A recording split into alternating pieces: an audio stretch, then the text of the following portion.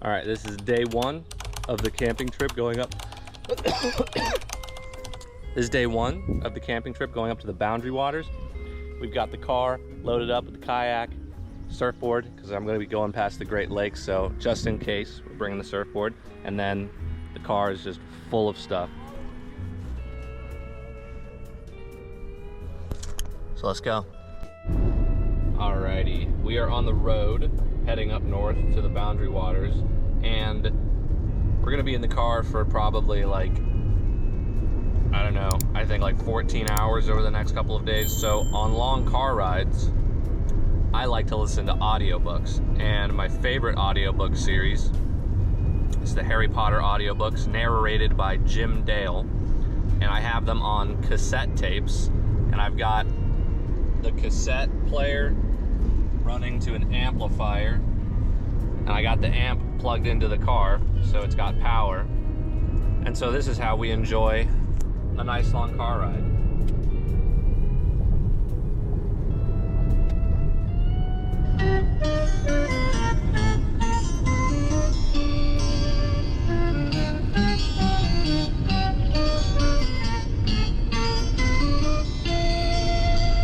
Listening Library presents Harry Potter and the Sorcerer's Stone by J.K. Rowling.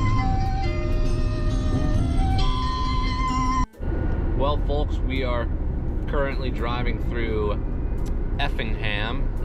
Shout out to all the Ben Folds fans. But we had to pull over to get some coffee from the Speedway. They were all out of half and half, so that was disappointing. And a slice of pizza. Pretty solid slice of pizza as far as gas station pizza goes. It's pretty decent. So yeah.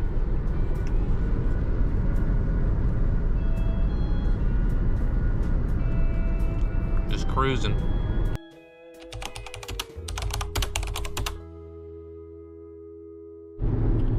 Alright, checking in. It's 4 in the afternoon, or evening I guess, and we're somewhere in Indiana. The plan is to drive through Michigan, probably gonna sleep overnight somewhere in Michigan, cruise the Upper Peninsula. Maybe there might be some waves on the Great Lakes, and so we've got the surfboard on top in case we get lucky and there are some waves. But that's not the goal, but if there are, you better believe we're gonna surf them. So gonna go up through there and then into Minnesota, where we'll be camping along the Canadian-USA border. So that's the strategy. I don't know how long it'll take to get there. There's not really a plan, we're just kind of cruising. So yeah, it's kind of a cloudy evening. Kind of looks like it might rain a little bit, maybe.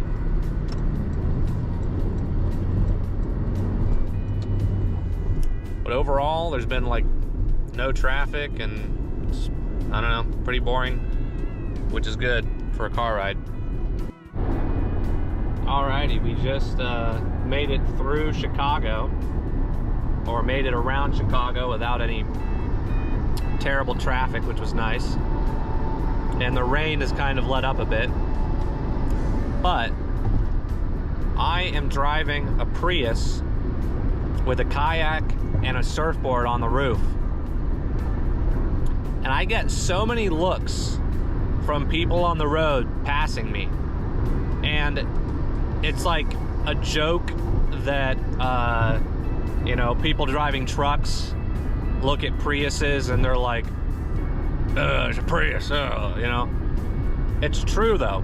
Every time a truck has passed me on this highway, they give me a look like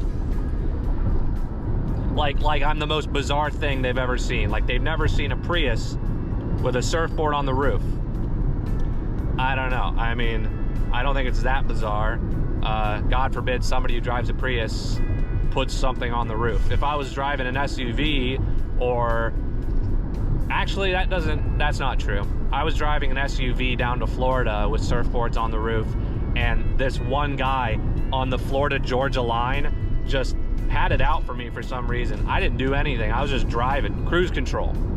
Same lane. This guy in a Toyota Tacoma with like a bunch of fishing rods sticking out the back of his truck was like trying to race me, and then like sped up and got in front of me and slammed on his brakes to try and slow me down, and then got back into the other lane and slowed down and started flicking me off. And I'm like, did I do something to offend you? Like, I don't have any bumper stickers on my car that says anything controversial or anything, so I don't know, dude.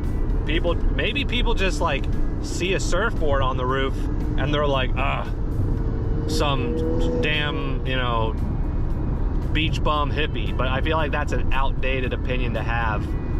Who knows? I don't know. It's perplexing. I don't know what the answer is.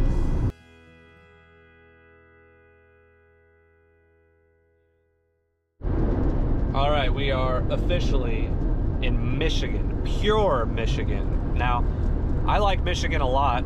I've driven through Michigan many times because my younger sister went to private boarding school for high school all 4 years up here in Michigan.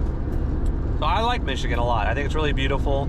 It's got a lot of scenic areas around the lakes, fishing, love all of that. But like I was saying before, you get a lot of hatred on the road when you're driving a Prius with a surfboard on top, and I don't know why. I guess I just piss people off with my choice of vehicle, but they don't know I get 60 miles to the gallon. But like, we're driving through Michigan, and some guy in a black SUV in the right lane, I'm not bothering him. I'm just cruising on cruise control. Didn't change lanes. Didn't interact with him at all. And I look over to my right, and this guy's flicking me off, and then he points at me and he's like, and points ahead, and I'm like, can I help you? Like, I've got my lights on, my brake lights work, my surfboard is secure on the roof. What's your problem? I don't know what his problem is, but he had a problem with me. Alrighty, well, we made it up into Michigan. It's dark out now, so we're calling it a day, and we are at a rest stop, and this is the epitome of high quality stealth camping. I'm in the back of my Prius. Got enough room that I can straighten out my legs, just barely. I am 6'2", so it's kind of a bit of a tight squeeze, but it's manageable. And so yeah, there's that. All my stuff up in the front too. Keep the AC on all night. Yeah. So yeah, this is me signing off of day one, and catch everybody tomorrow on the morrow. Pleasant dreams. Have no fear. We shall rejoin our main character in approximately 8 hours.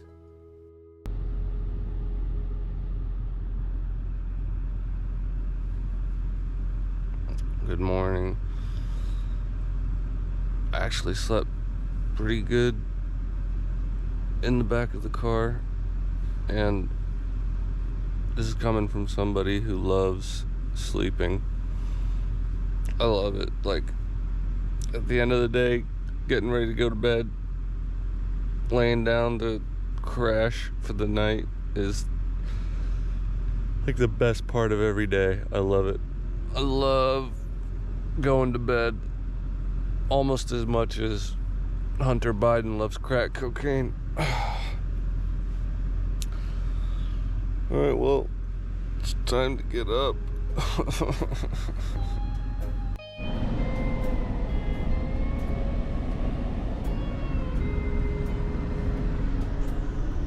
Alright, pulling out of the rest stop, hopping back on the highway. Back on the highway to Michigan. Hey, yeah, yeah.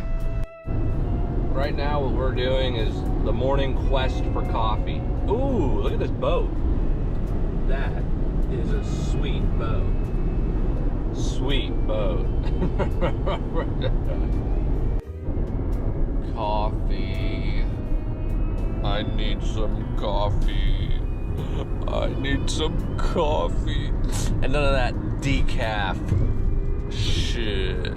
No decaf. Death before decaf. We want some caffeinated coffee. Oh yeah. You know, I think my coffee journey began in 2008. And since then, when I was 12, I think, you know, I might have missed a couple days here and there, but I think overall since 2008, I've drunk coffee every morning that I've been alive. I can't think of a reason that I would have missed my morning coffee over the past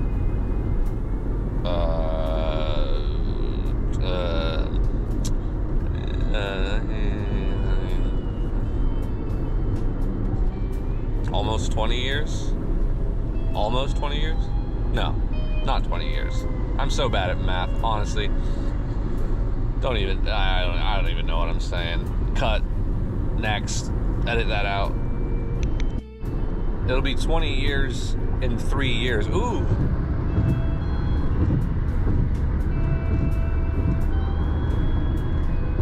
Nice little body of water, but it'll be 20 years in 3 years, so 17 years. So I think for the past 17 years, I've drunk coffee every morning that I've been alive. Now, I am following my dad. He's in his car in front of me. Like, I'm doing this trip with my father, but my father's like kind of anti-technology. I mean, he's like just a couple steps removed from Mennonites, you know, which are the more technologically advanced Amish. So he doesn't really like the whole filming everything, so he doesn't want to be on film, as he says. He doesn't want to be recorded. So I won't, but I am on this camping trip with my dad, and so I'm following him right now to get coffee. And I don't know where he's taking us, because we've driven past a Shell gas station and I believe they have coffee. So where are we going? And I'm so sorry. We're about to secure the coffee here at the Easy Mart. Well, we secured the coffee.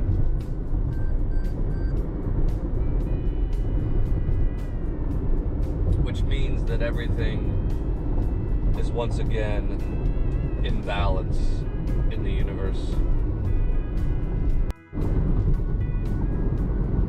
So now we're on the road, and it's time to listen to the next installment in the Harry Potter series. We are now on cassette tape number 4, which means that Harry and Ron and Hermione have just found the 3-headed dog that belongs to Hagrid, which I believe he names Fluffy.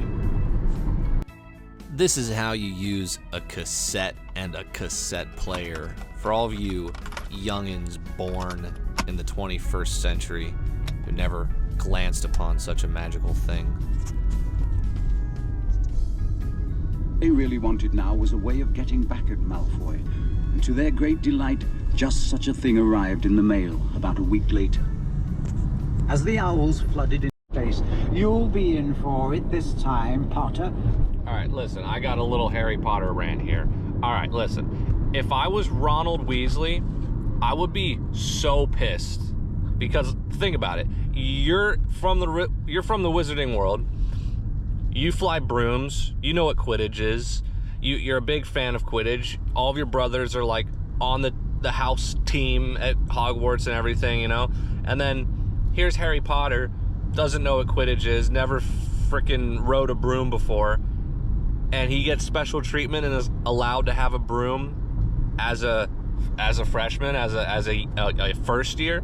and McGonagall buys him the newest deal with school money. Like, that's the other thing. I don't know if you guys remember, but McGonagall wants to win the Quidditch House Cup, and so she buys Harry a Nimbus 2000 with school funds and breaks the rule of first years not being allowed to have brooms and puts him on the team. And from Ron's perspective, it's like, this kid doesn't even know. Like, imagine you're somebody that, like, you know, has played basketball your whole life, and you grew up playing basketball and you love basketball, and then Joe Schmo, the new kid at your school, never touched a ball before, and there's like a rule that like first years aren't allowed to be on the team, they're not allowed to have a pair of Jordans, and then the school buys them a pair of Jordans. They don't even know what Jordans are, and they're allowed to be on the team.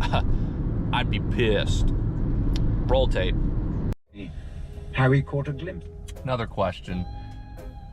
Anybody know why the most common license plate in the United States, no matter what state you're in, probably except for Hawaii, is the Florida plate? Like, in the past year, I've gone to South Dakota, Missouri, Illinois, Florida, Georgia, Tennessee, Kentucky, Ohio, Indiana, Pennsylvania.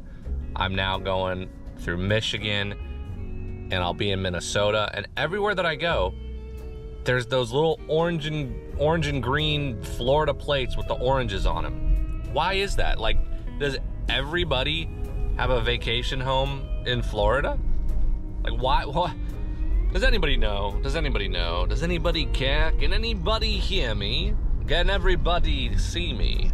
Good. All right, so I got my coffee, right?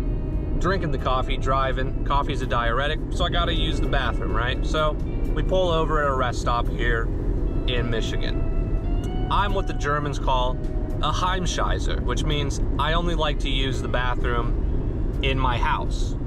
I don't like public restrooms. I've got a lot of bad experiences with public restrooms. And when I'm in a public restroom, my body physically shuts down. It doesn't allow me to go to the bathroom. So it's difficult for me to use public bathrooms. I already don't like them. This public bathroom at this rest stop has stalls that are like 5.5 feet tall. So if you're someone who's above average, you can just peek over the side and look in at someone using the bathroom. I guess these are like stalls that somebody was like, oh, let's make the stalls really, you know, small to discourage public masturbation or something. I don't know. But I'm trying to use a bathroom, and it's like the whole state of Michigan shows up to use this bathroom as soon as I start using it. There's only 3 stalls, and there's like 6 people, and they're like walking in and peering in at me, like looking down into the stall while I'm trying to use the bathroom. And if that's not bad enough, then the janitor comes in and starts mopping the floor with his mop, and it's slipping underneath the stall, smacking my foot. I'm like, is this reality right now? I'm trying to use a bathroom, everybody and their mom is looking in at me, and now the janitor is smacking my feet with his dirty mop. I'm gonna give it a -0 out of 10 on that bathroom experience. Would not recommend.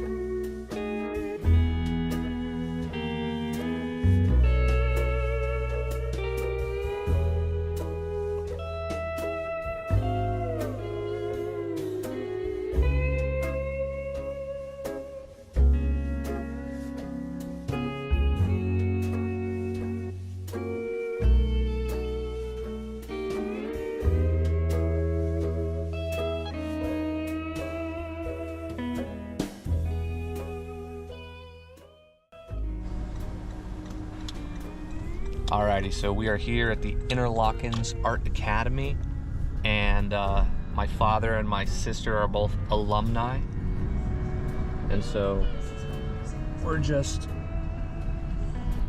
coming in here to check it out, walk around for old time's sake. I haven't been here since my sister graduated in 2017, and that was a really awesome graduation ceremony. It was very, very cool venue. So yeah, here we are. Now, I came up here a handful of times during my sister's academic years here at Interlaken, but one of the years that I came up, it must have been around 2015 or 2016, and I drove up by myself in December to pick her up for Christmas break. And I was staying at a hotel in Traverse City, and there was this bartender who was wearing a Red Wings hockey uniform, and being from Pittsburgh, growing up with the Lemieux family and Sidney Crosby living in the town that I grew up in, I was a big Penguins fan. Plus we won the Stanley Cup a handful of times when I was growing up there, so I was a big Penguins fan, and I got in a bit of a tit for tat with the bartender guy because he was wearing a Red Wings uniform and he saw that I was a Penguins fan. When my sister started school here, we drove her up and stayed at a cabin around this lake that this campus sits on. And the cabin didn't have any internet, didn't have a TV, so we couldn't watch a movie or anything while we were up here dropping her off. And I had known that that was going to be the case. And I grew up going to the library, and so I would rent stuff from the library all the time. And so I rented, for the first time, The Hobbit by J.R.R. Tolkien on audiobook. And like you saw in the beginning of the vlog, I have always loved the Jim Dale narration of J.K. Rowling's Harry Potter series. But up until that point, I had never listened to The Hobbit. And I love The Hobbit. It's one of my favorite books, along with the Lord of the Rings trilogy.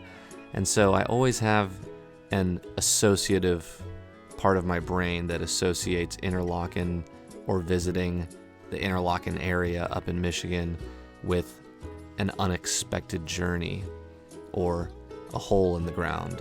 But not a dirty hole that has oozing smells and stuff, but a hobbit hole, which means comfort, warm food, and something else like a fire or something. I don't really remember, but you get the gist.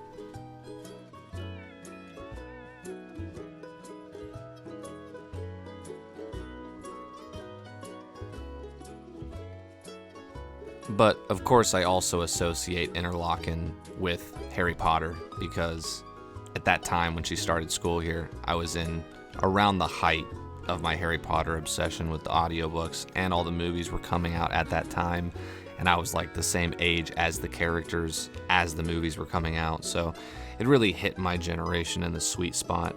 But Interlaken, at least dropping her off, was very reminiscent of when all the kids start going to Hogwarts, because moving her in, it was like chaos at King's Cross Station, just people everywhere, you know, with luggage all over the place, trying to get everybody in.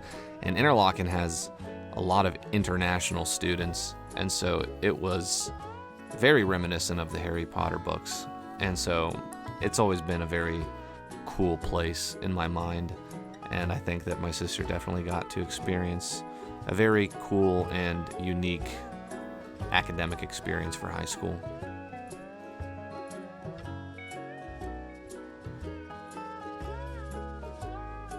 I guess if we're talking about things that I associate with Interlaken, I'd also have to say that I associate Dustin Hoffman and Simon and Garfunkel with Interlaken, because one year, I think it was autumn, we came up here to drop her off for school, and we were staying in Traverse City.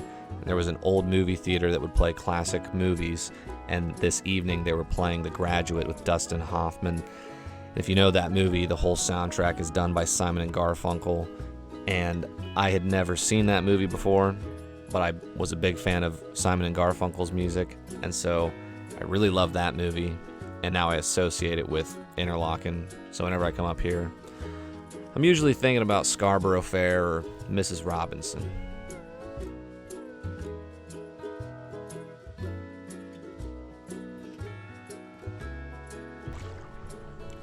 This is Interlaken. This is a pretty nice private boarding school, if you ask me.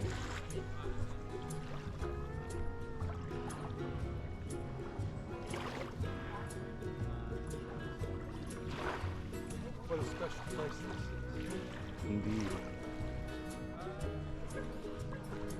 Very lovely. I mean, you got a beach. It's a beach. Nice little sailboat out there. I wish I could zoom in on that.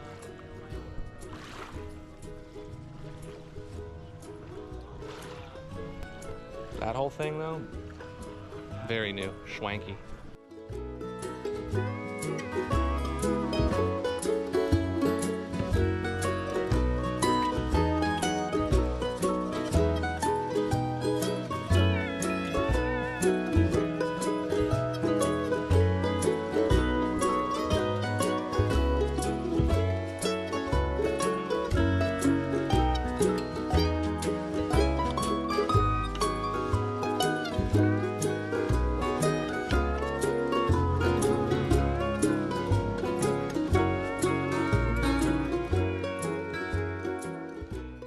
In order that we can all leave this vlog a little more enlightened than when we arrived, I'm going to read this plaque. Here we go. Interlaken. Ottawa Indians once lived in the pine forest between lakes Wabakoness and Wabakoneta. In the late 1800s, white men, not those pesky white men again, came and cut the pines, leaving only a small forest between the lakes. This virgin pine was purchased in 1917 by the state and became part of one of the first state parks. When the lumber era ended, the Wiley Cooperage Mill occupied the Indian Village site, making barrels until the hardwood ran out. Willis Pennington's Summer Hotel, opened in 1909, was popular with fishermen until automobiles and better roads drew them elsewhere. Then, in 1918, Camp Interlaken, one of Michigan's first girls' recreation camps, was opened, followed in 1922 by Camp Penn Lock for boys. In 1928, by arrangement with Willis Pennington, Joseph E. Matty, and Theodus P. Giddings, established the National High School Orchestra Camp. It grew rapidly in scope, size, and reputation, becoming the National Music Camp in 1931 and affiliating with the University of Michigan in 1942. Interlaken Arts Academy was chartered in 1960 to provide year-round training in the creative arts.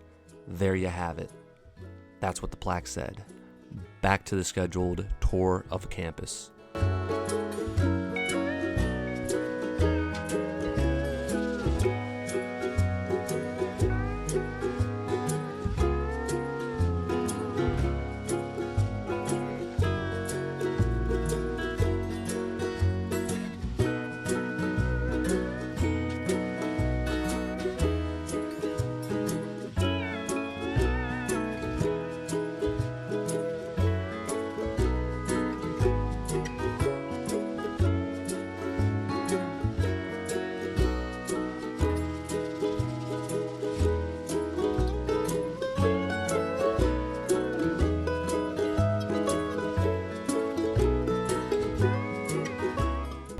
Alright, well that's it for Interlaken. That's the campus tour, and now we are out of here. Beautiful place. We are heading deep into the Upper Peninsula. Checked all the surf reports. I'm gonna start over with that sentence. Checked all the surf reports on Surfline for the county that I'm in, and everything's completely flat, 0 to 0 feet. So I was, thinking today that we might cruise by some of the surf spots on Surfline for the Mackinac County area, but it's completely flat. It's not the right time of year. But I just brought the surfboard in case, because you never know if there's just like a fluke gust of wind that comes in.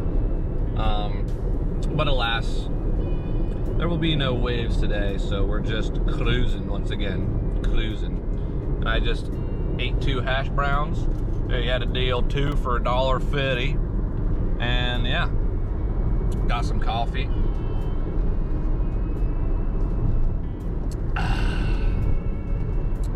Hitting the spot. Alrighty, we made it to the Upper Peninsula. We drove for let me think,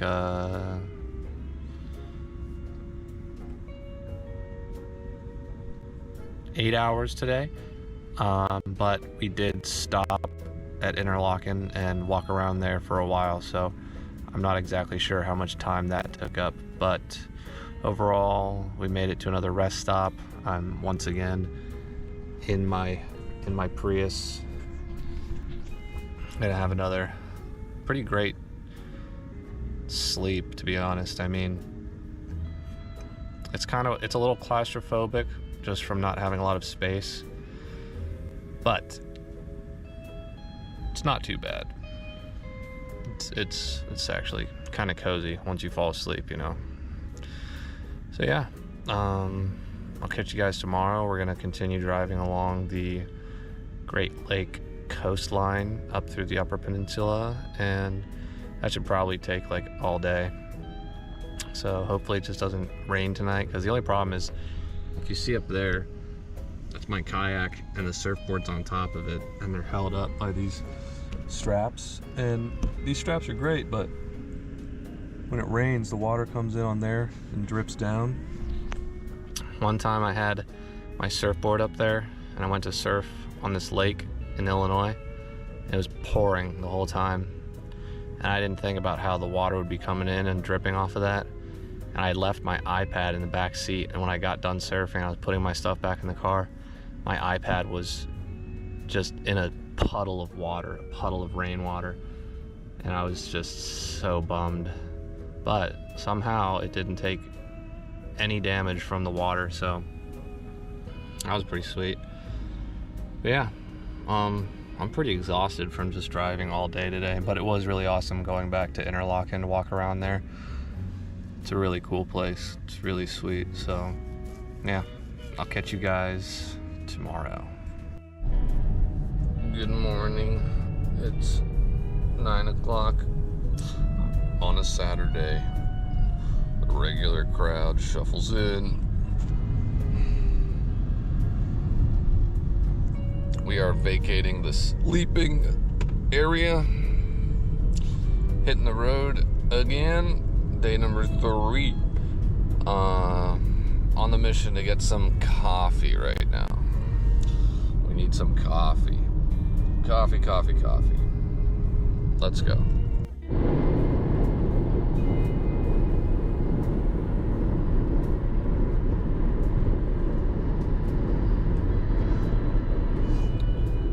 Now, if you knocked me out unconscious and brought me right here and then woke me up and said, "Where are you?"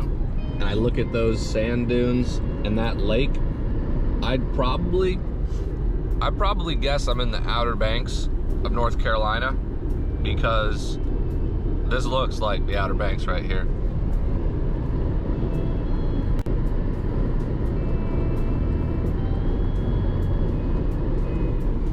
But we're actually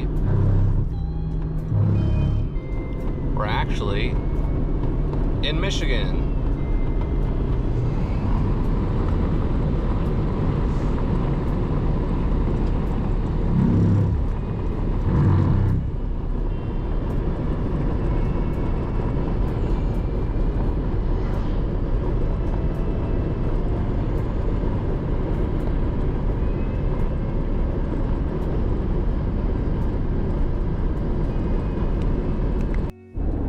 You may ask yourself, Jack, how do you keep yourself entertained when you're not listening to the Harry Potter audiobooks while driving?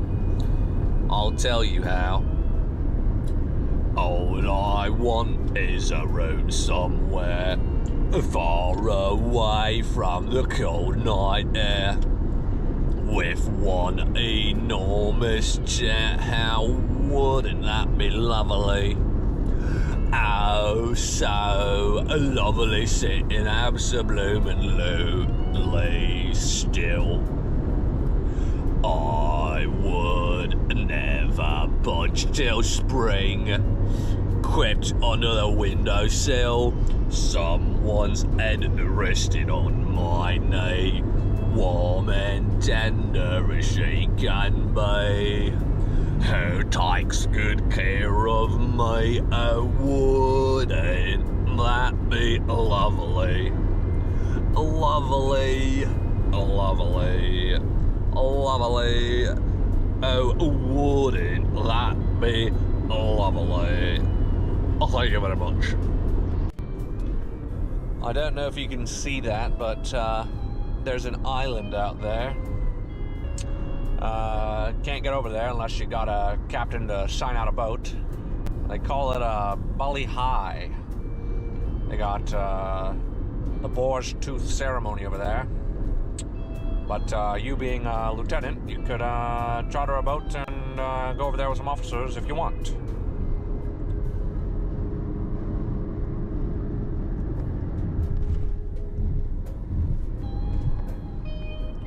See, there's a nice little boat on a beach.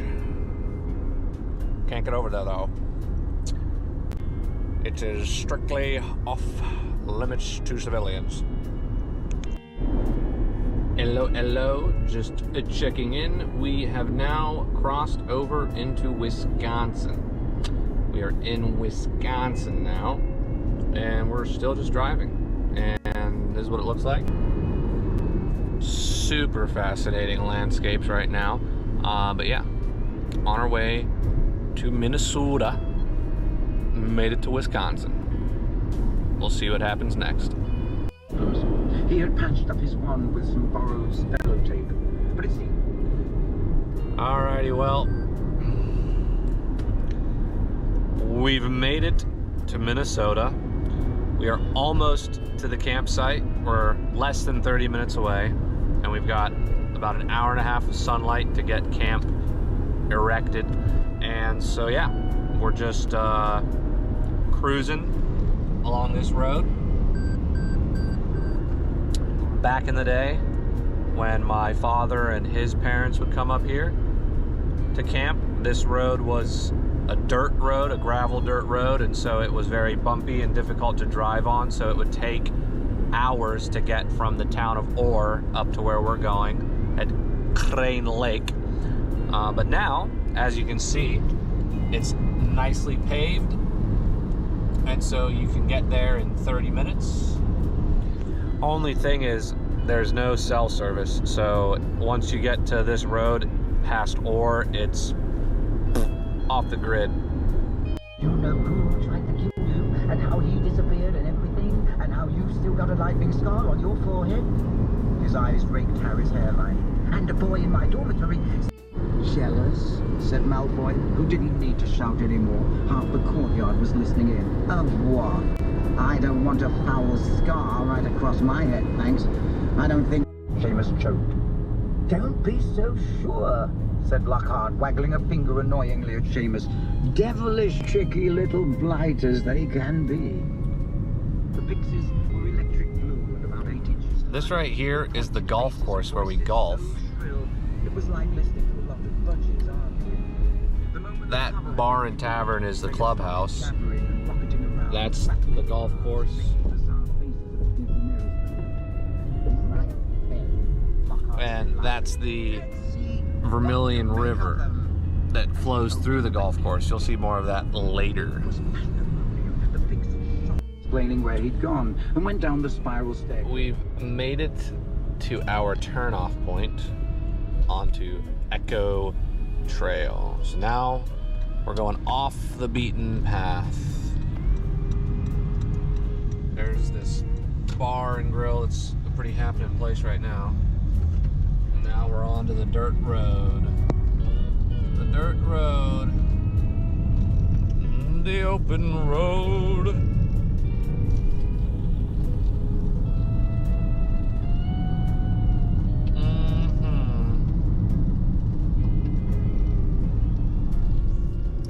You know, you can make it from where I live in southern Illinois to right here in like a day and a half if you go straight north through Wisconsin into Minnesota right here, which we usually do.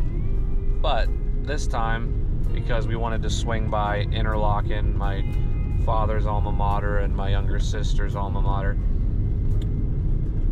went up through Michigan and then through the Upper Peninsula, through Wisconsin, and so it added a lot more time. So we've been driving nonstop for 3 days now, so I am wiped out. And I'm telling you, when I freaking inflate my air mattress and get in my tent,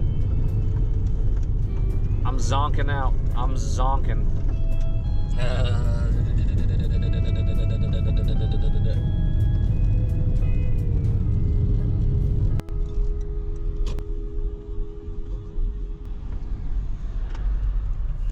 Here we are.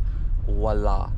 Now, there are like people that think that I live remote, like, oh, he lives out in the country.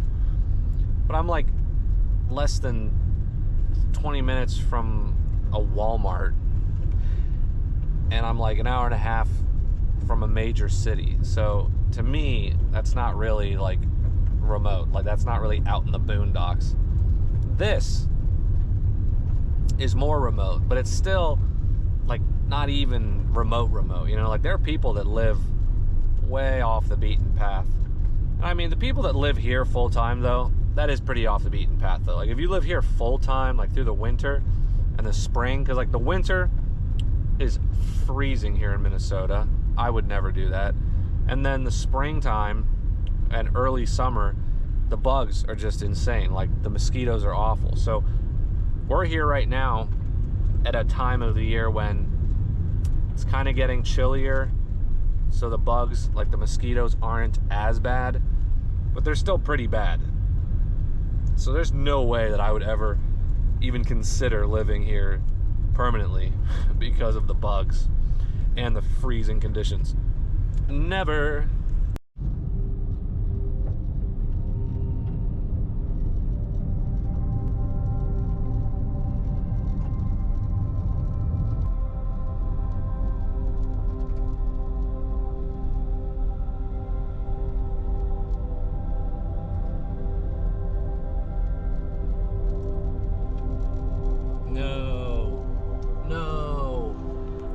Bastards. Some Jeep driving losers took our favorite spot. Damn it. You Jeep wrangling driving, That really triggers me. The best campsite they took. Oh, that pisses me off. There's no way to reserve it, though. This site where we go is like a first come, first served spot. So if somebody takes it, it's taken, you know? And now we got pedestrians that we gotta avoid. Excuse me, excuse me.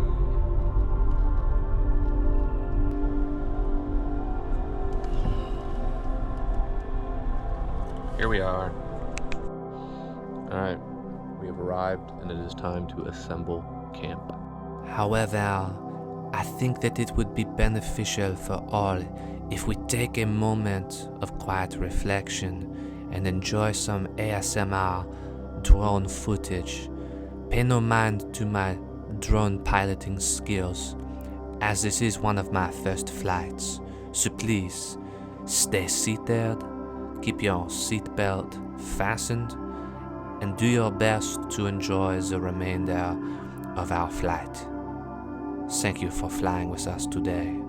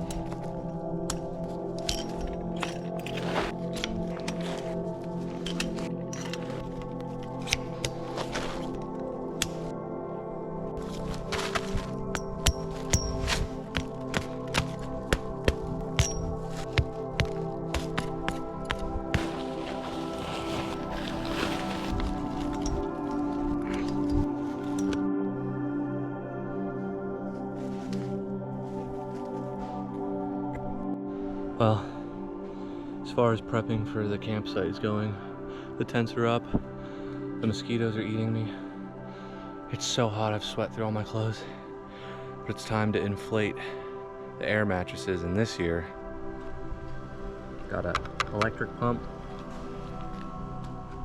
stealing electricity from the car. So here we go.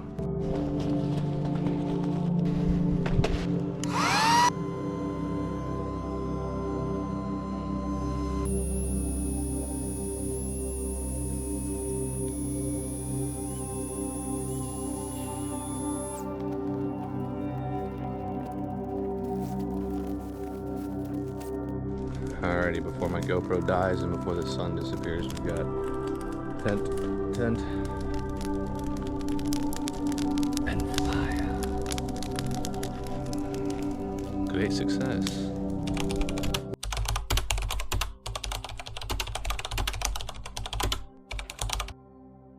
In this episode, we finally arrive in the Superior National Forest of Minnesota. We get out on the water in the kayak and get some fish in the boat. This is the first cast, by the way.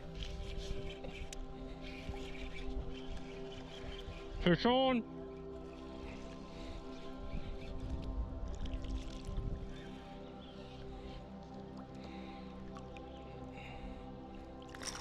It's a little pike. It's a little pike. First fish, a little pike. Not worthy of keeping.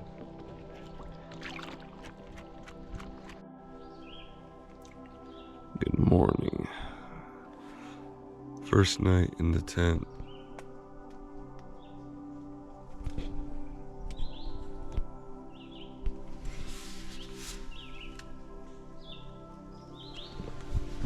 I don't know if you can tell, but my air mattress must have a hole in it because it went flat. And so I slept on the ground, on the floor of the forest. And the ground is not flat where my tent is, so it was an interesting experience, to say the least. Sleeping on my sides wasn't too bad, but sleeping like this, oh boy.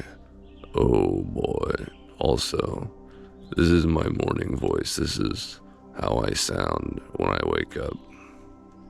I could get some voice acting gigs, playing like a villain or something, you know, like, you don't know the power of the dark side of the Force. The dark side can be an avenue to many abilities that some would call unnatural. Or I could do like a really deep Davy Jones. Do you fear death?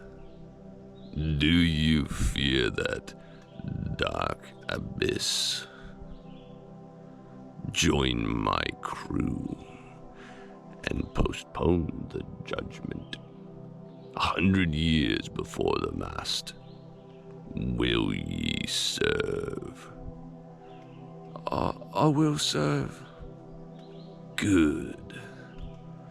You are neither dead nor dying. What is your purpose here? Jack Sparrow sent me to settle his debt. What was that? Jack Sparrow sent me to settle his debt. Did he now? I'm sorely tempted to accept that offer. You were captain of the Black Pearl. That was our agreement. Yes, but I was viciously marooned. Then you were a poor captain, but a captain nonetheless. You know, that's all I got. Now I gotta embark on the challenge of making coffee. And it rained, so everything's wet outside. The wood's all wet. Ooh. But real quick, here's the setup. So it's like an A-frame classic tent design. It's awesome. You've got the bar. It goes boom, boom, boom, boom, boom. Very easy to set up. Very spacious. Then I got this sleeping bag. I don't know. It's like for like 30-degree weather or something. And then this awesome air mattress that has a hole in it somewhere. And then some pillows. I like pillows when I'm camping. At least this air mattress died on this trip instead of last year, because last year we went up into the woods of Canada and there would be no way to get another air mattress. So at least it, died when I'm camping at a campsite in America, where I can go and get another air mattress probably. Hello, this is Jack from the future. What happened on this day was uneventful. My father and I drove about an hour and a half to the closest town and went to a Walmart where we acquired new air mattresses as ours had deflated through the night. So, snap to me the very next morning after waking up on a nice air mattress. Hello, it is day number 5, I think. I didn't record anything yesterday because, well, I did record in the morning. And you saw that my air mattress had gone completely flat, which those were older air mattresses. So yesterday, we just spent the day driving back into the closest town where there's a Walmart, which took like 2 hours, and got a new air mattress, as you can see. So now we're back off the ground, which is lovely. And then we just rested because I was wiped out. Oh, we also changed our campsites because our favorite campsite was occupied the night that we got here, but those people left the next morning. So we tore down camp and moved it all over here. And so now we're in the best campsite at this camp. And got new air mattresses and then just rested the rest of yesterday. I was wiped out and it was hot. And then in the evening, it just started storming. It was just a thunder and lightning storm. So we didn't go fishing or anything because it was just raining all evening. So we just slept. And so today, it's not raining. And so today we're finally going to go fishing. So I don't know if we're going to go fishing on the Vermilion River or if we're going to go fishing on Echo Lake, or we'll see. We're going to go fishing somewhere though. So stay tuned. My tent held up nicely in the rain. And I finished the Chamber of Secrets Harry Potter audiobook on cassette because there's no cell service out here, so you're off the grid.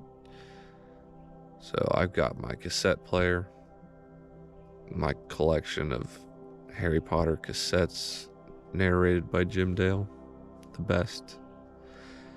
And so I listened to Chamber of Secrets yesterday, which was nice.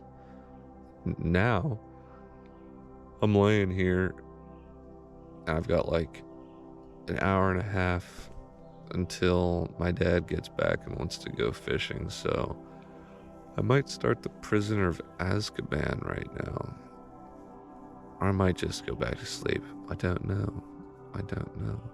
Actually, now that I'm awake, I'm kind of just awake, so I think I'm gonna make some coffee. So I'm gonna show you.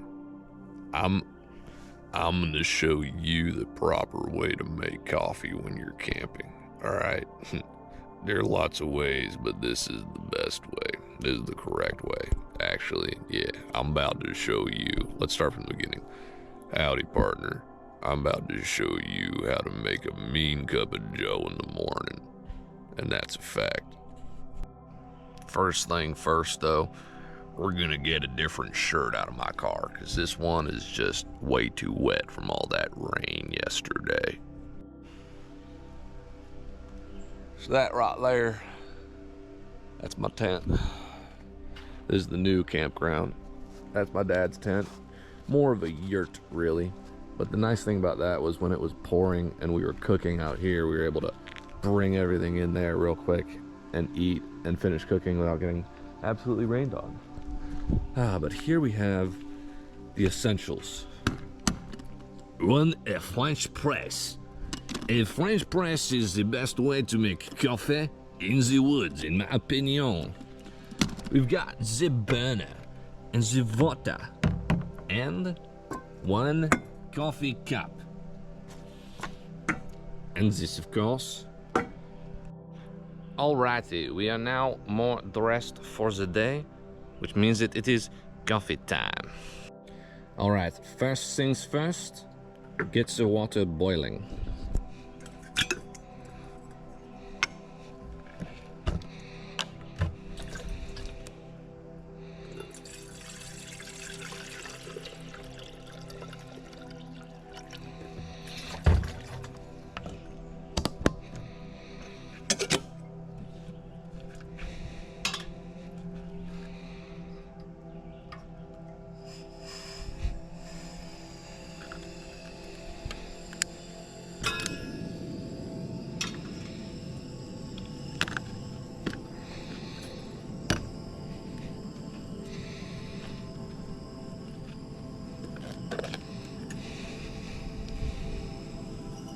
Ladies and gentlemen, members of the jury, let the court records dictate that that was entirely way too much coffee to be putting into a French press. I don't know what I was thinking, but do not do as you just saw.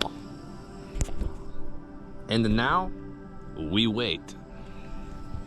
Indeed, Gwendolen the Weird enjoyed being burned so much that she allowed herself to be caught no less than 47 times in various disguises. You know, this right here, making coffee, was actually my first video production project in college. Our teacher gave us a bunch of B-roll footage of coffee being prepared, and we had to take all those clips and edit it into a little video, add music, narration, and stuff, you know. So, Harry was particularly keen to avoid this whole process when I'm editing it will remind me of that lesson in college. Oh boy. without realizing it for a whole hour. Yet another unusual thing about Harry was how little he looked forward to his birthdays. He had never received a birthday card in his life. The Dursleys had completely ignored his last two birthdays, and he had no reason to suppose they would remember this one. Harry walked across the dark room, past Hedwig's large empty cage, to the open window. He leaned on the sill, the cool night air pleasant on his face after a long time under the blankets. Hedwig had been absent for 2 nights now. Harry wasn't worried about her. She'd been gone this long before, but he hoped she'd be back soon. She was the only living creature in this house who didn't flinch at the sight of him. Harry, though still rather small and skinny for his age, had grown a few inches over the last year.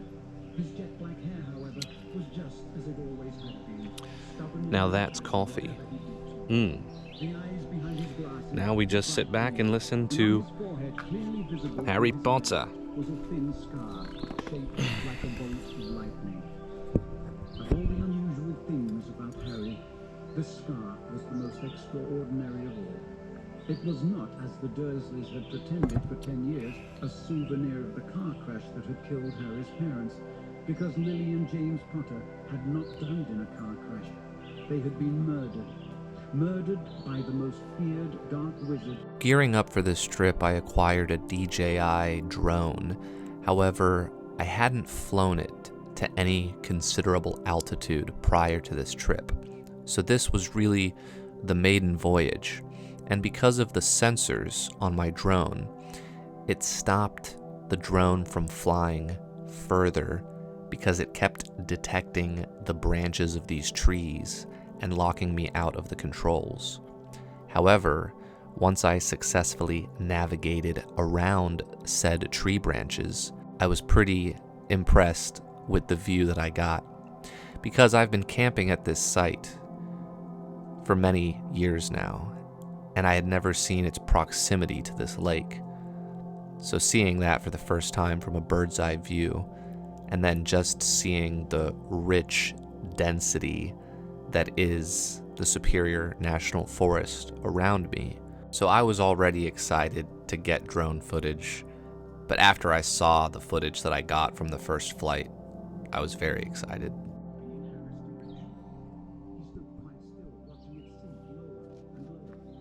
Pondering while drinking one's morning coffee is a pretty regular activity. However, in a moment of divine clarity and inspiration, I think that I stumbled upon the Mega Shaka. Alright, we are now chilling inside the car for two reasons. One, the mosquitoes are eating me, sucking my blood, and then also my amplifier, cassette player need to be charged. And I can charge them through this little guy. Charging it up. So we're just replenishing the batteries, as it were. Now, the reason that I'm chilling this morning, listening to Harry Potter, is because my dad's a music teacher, and about a couple miles north of here, there's a lodge hotel type deal, and they've got free Wi-Fi, and that's the only place where you can connect your phone around here. So he's over there doing a virtual lesson, guitar lesson, I believe. So when he gets back from that, then we're gonna go fishing. So right now, we're letting the amp charge, listening to Harry Potter and the Prisoner of Azkaban, as Aunt Marge is now insulting Harry. And I believe this chapter is chapter 2, called Aunt Marge's Big Mistake. Corked several bottles of wine. They got all the way through the... Well, we're on our way to go fishing for the first day of our trip. Got the fishing licenses, heading to the water access point. But you're just never going fast enough for some people, you know? Like, if there's anything I've learned from driving in America, which I've had my license since I was 16, so I've been driving for almost 15 years, and I always drive 5 miles per hour above the speed limit. If it's 55, I go 60. If it's 35, I go 40. If it's, 75, I go 80. That's my motto, right? And it's never fast enough. There's always somebody that wants to go 85, 90, 95. And like, for example, we're here in the North Woods. There's nowhere to go. There's no hustle or bustle or reason that anybody should be speeding ridiculously. The speed limit here is 55. I'm going 60. And these trucks just really need to speed up and pass us in the oncoming lane of traffic, right? It's the same way in Illinois, though. Everybody, I'm never going fast enough for anyone, even though I'm always speeding. But this guy right here just passed me, and as soon as he passed me, slows down and makes a right-hand turn. It's like, you couldn't have waited the extra 45 seconds that it would have taken for you to get to your exit point. Like, you really had to pass me in order to make a right-hand turn.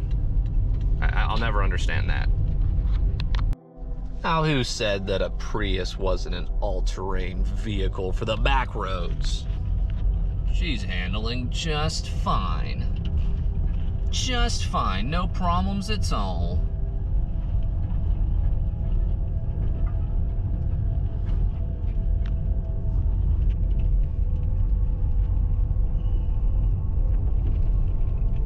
Take me to the water. Drop me in the river. Take me to the water. Drop me in the river.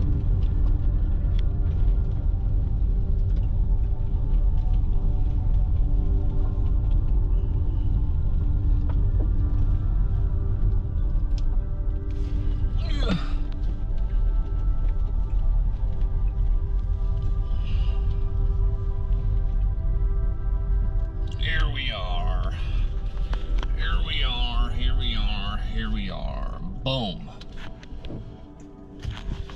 Not a problem.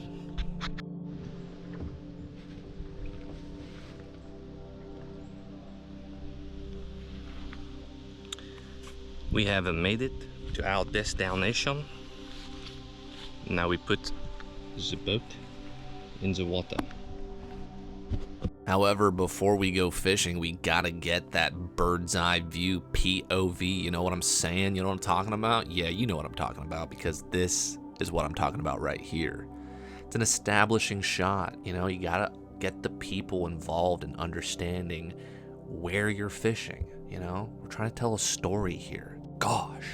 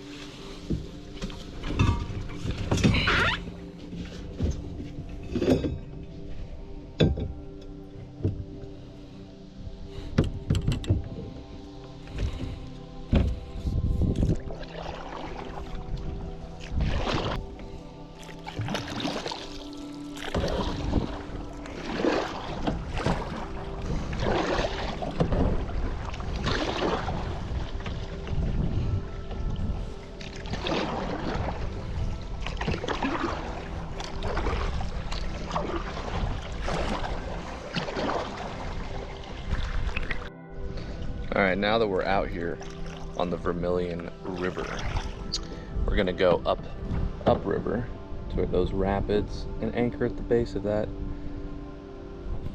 So I think that's where the fish are gonna be.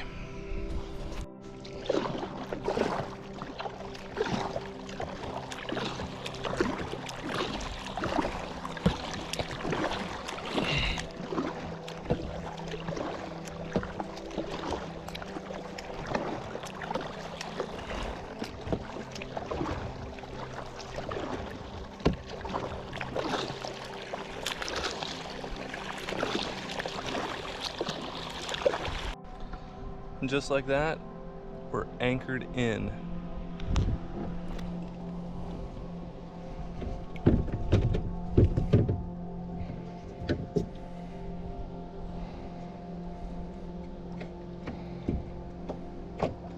Oh my goodness, struggle bus. As my friend CBJ would say, get this guy a manual.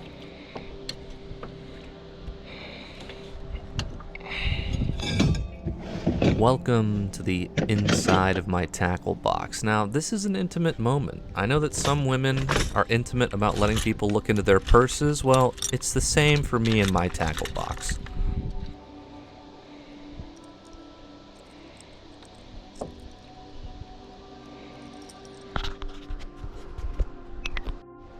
Now, what do we think the odds are that we catch a fish on the first cast?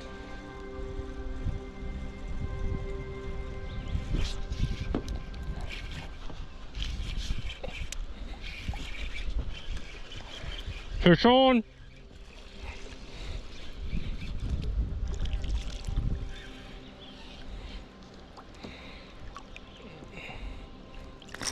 It's a little pike. It's a little pike.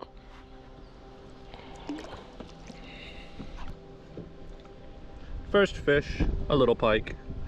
Not worthy of keeping.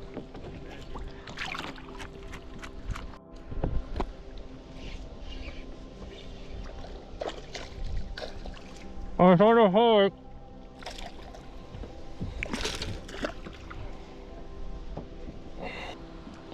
It's another little guy. He's another little guy. Oh, there's Hig. Hello, buddy. We're gonna get this out of your mouth, okay? I'll come to the dentist's office. I'm very sorry about this. Very sorry indeed.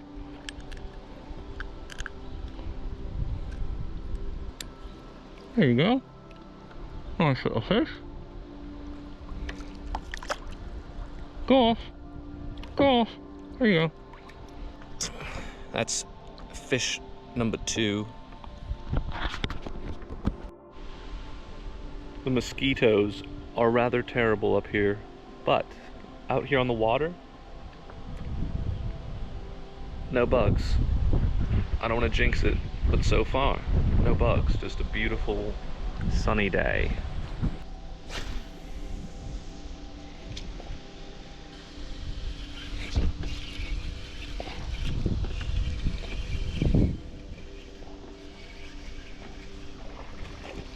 Fish on!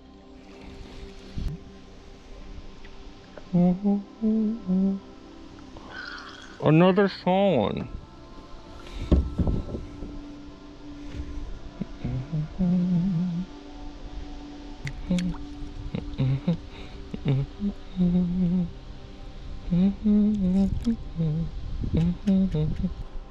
That would be fish number 3. Now, you may be asking yourself, why do you wear a glove when you're taking the hook out of the pike's mouth? Well, pike are very slimy, covered in slime. And a couple years ago, I was taking a hook out of a pike's mouth and I didn't have a glove on. So I didn't really have a firm grip on the fish, and it wriggled and it slipped, and the treble hook went right through the fleshy part of the top of my thumb and through my thumbnail. So in order to avoid that, I add a grippy glove. I really enjoy it. But some people out there will be like, what a sissy, needing to wear a glove. Just grab the fish. I disagree. Thank you very much.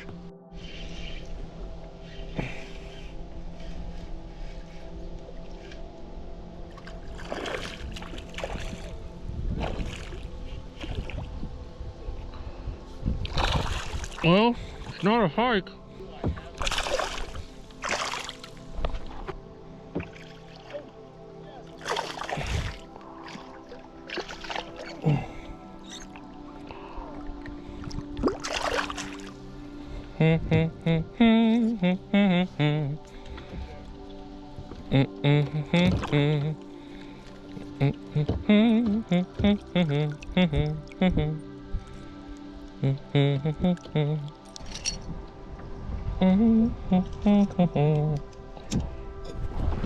Alrighty, now here we have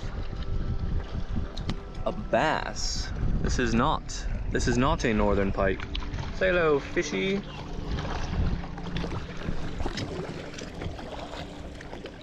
And that's fish number 4. 3 pike, 1 bass. And look, no hat. I'm smiling. That's for my mom. She doesn't want the hat, and she wants smiles. So no hat and smiles. And we're catching fish. Solid day here near the Canada-USA border. You know, ever since I was a little kid, you'd fish for a while, catch a couple fish, and then you stop catching fish. So I would always say, you know, that fish must have told the other fish what's going on, that there's something fishy going on. No pun intended. But I think it's also highly possible that fish are more intelligent than we give them credit for, and that they have the ability to communicate. So I think it's actually legitimate. Like, I think after you catch a couple fish in a spot, I think the odds are pretty high that those fish have some way of communicating to one another, that, you know, there's something fishy going on. Because I think in my lifetime, which I turned 30 in like a week, I think we've come to find out that a lot of life on Earth is smarter than we think, or that we give it credit for. Like birds, you know, like crows are really smart, and stuff like that, you know. Killer whales, they all have ways of communicating, even if we can't decipher it or figure out what they're saying. So I think that those pike that I caught told the other fish in the area, like, hey, something weird's going on. Alright, well, we're not having much luck here anymore, so we're gonna move downstream a bit. So, anchors away. Anchors away, anchors away.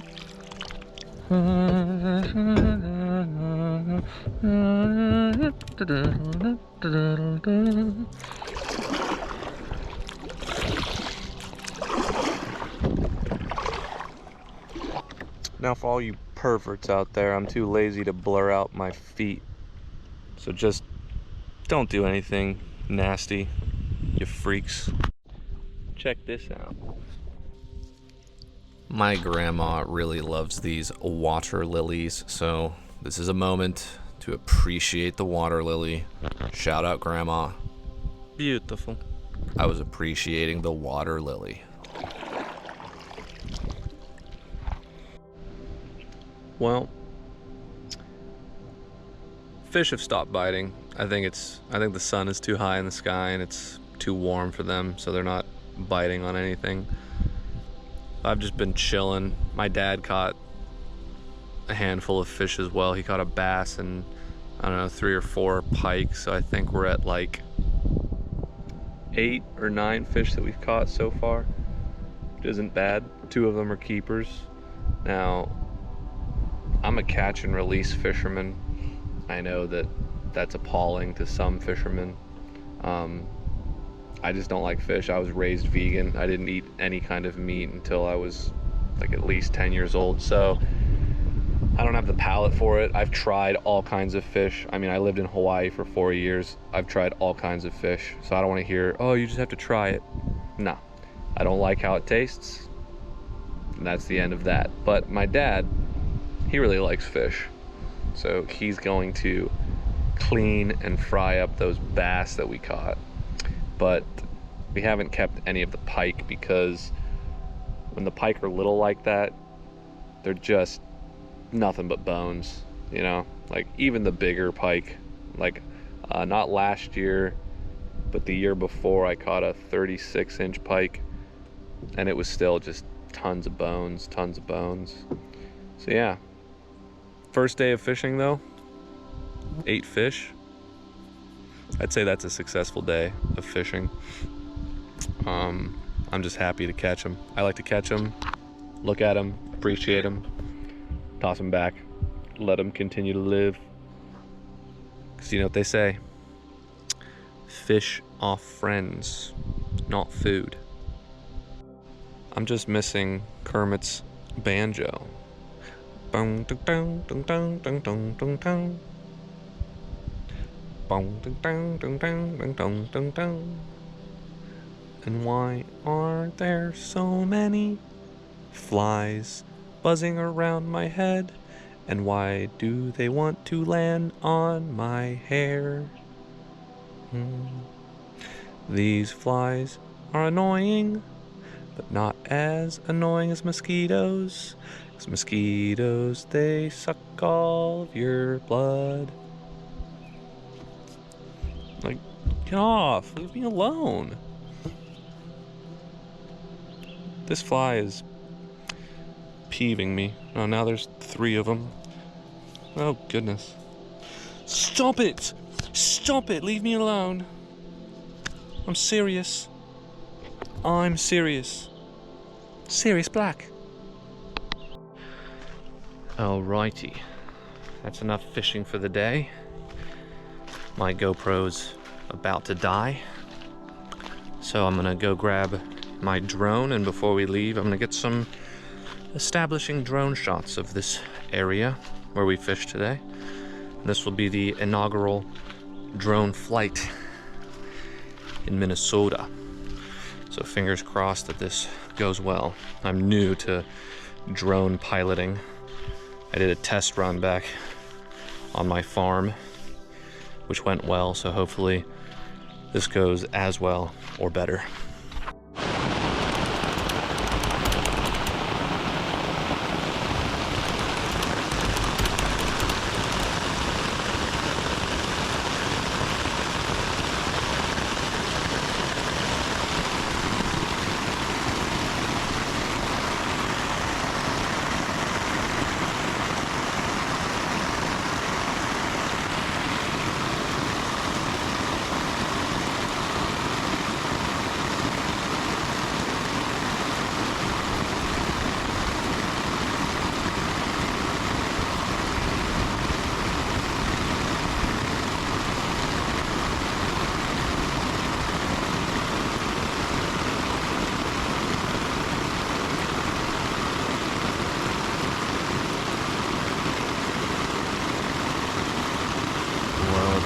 9 o'clock in the morning. It rained all night. That was ridiculous. Obnoxious rain. Thunder and lightning, just boom, boom, boom, boom, boom. As you can see, I got some sun yesterday. And then rain all night. Ugh. I gotta get up, make some coffee. Oh boy, that was obnoxious.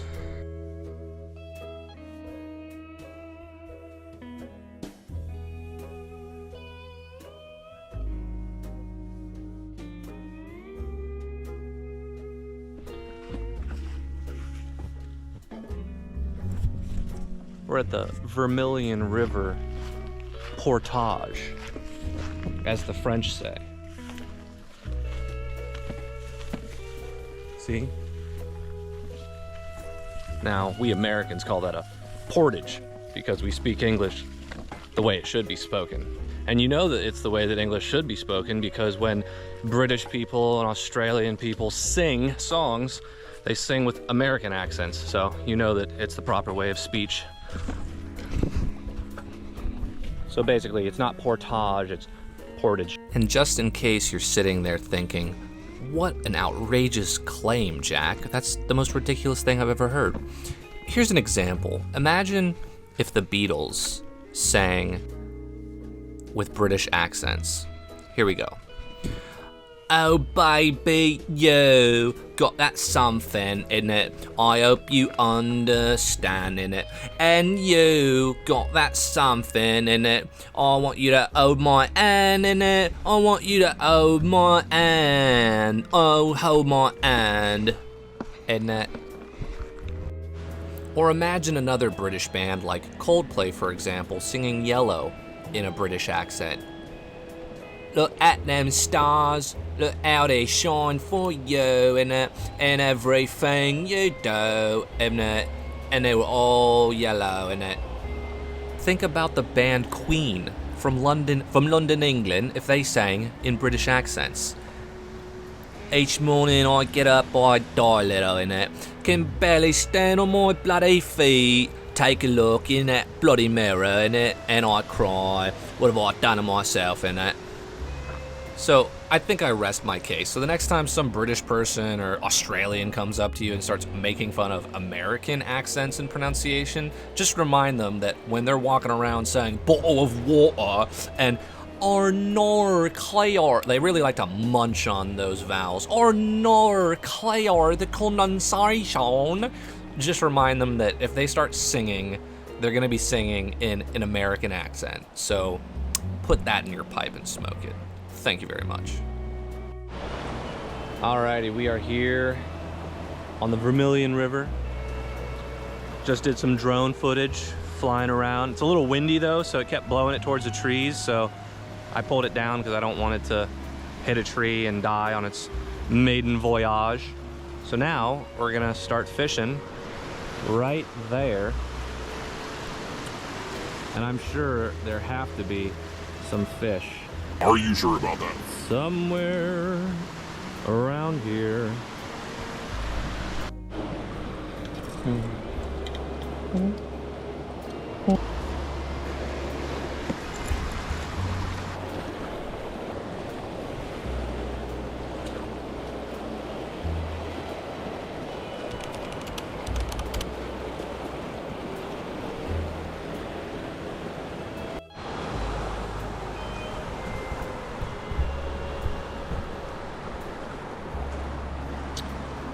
Well, we've been sitting here for about an hour.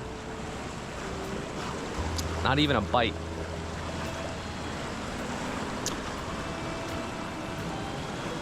I don't get it.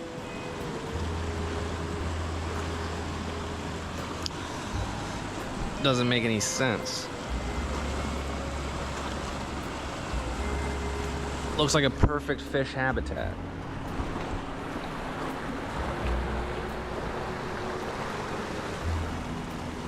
But no bites.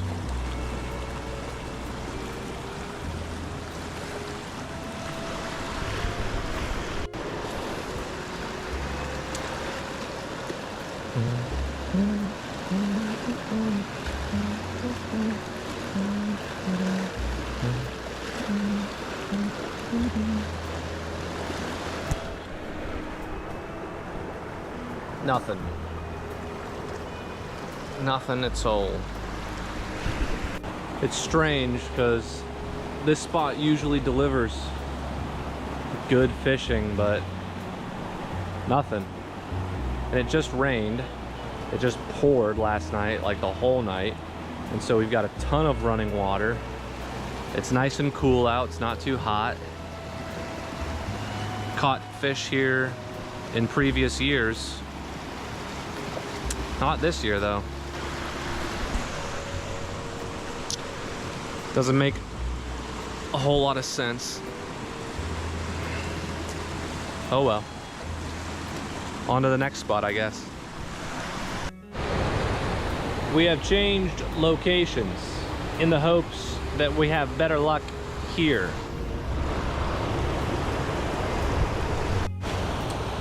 No luck yet.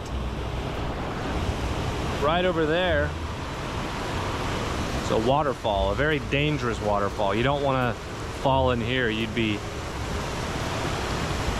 unalived.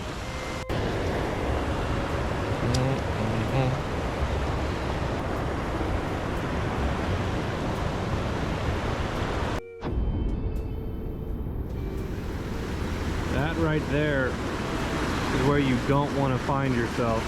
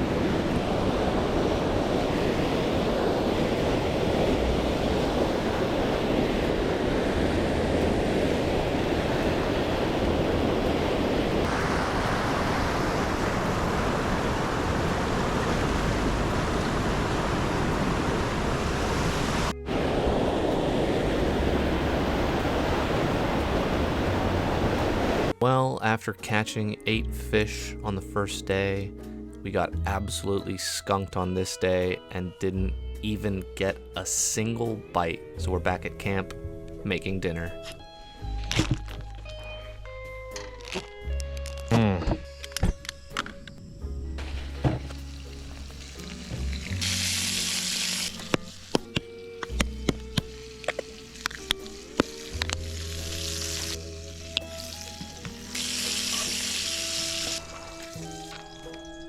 Harry Potter had my best friend.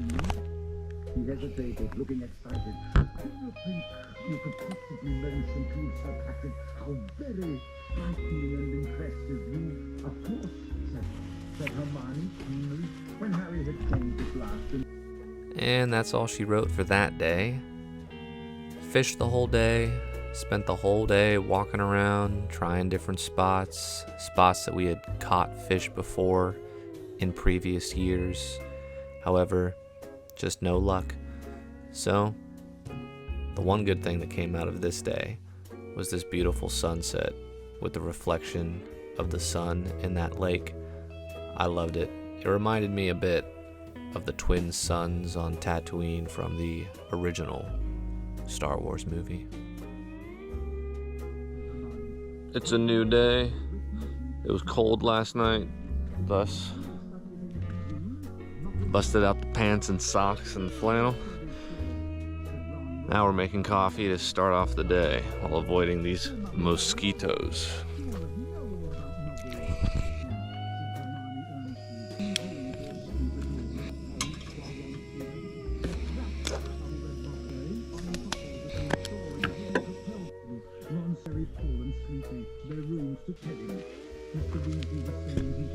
Harry's got a right to know. I've tried to tell Pike, but he insists on treating Harry like a child. He's 13 years old and, Arthur, the truth would terrify him, said Mrs. Weasley shrilly. Do you really want to send Harry back to school with that hanging over him? It doesn't seem he's happy not knowing. I don't want to make him miserable. I want to put him on his guard, retorted Mr. Weasley. You know what Harry and Ron are like, wandering off by themselves. They've ended up in the Forbidden Forest twice. But Harry mustn't do that this year. When I think what could have happened to him that night he ran away from home. If the night bus hadn't picked him up, I'm prepared to bet he would have been dead before the ministry found him. He's crying. What's the point? Morally, they say Sirius Black's mad. Murdering Harry will bring you-know-who back to power. There was a silence. A walk while Dumbledore's headmaster? Of course he knows about it, but he agreed. Not happy? Why shouldn't he be happy if they're there to catch him? It's hot. It's hot. It's hot. It's hot. Nor am I, if it comes to that. But when you're dealing It's hot. with a wizard like Black, you sometimes have to do This day we decided we were all tuckered out from fishing and we'd just go on a little hike. Now this is the location that I was trying to get this YouTuber to come visit, because there's this YouTuber by the name of Nanobites. I'll add a link to his channel below if you like traveling content. He's got a very entertaining channel. And he was doing this series where he went around all of the national parks in the US. And he was trying to get here, and I come here every year. So while he was on his journey, I told him where to go, and I don't know if it was miscommunication on my end or what happened, but he wasn't able to get here. But this is where I was trying to point him in the right direction to get to, but oh well, alas.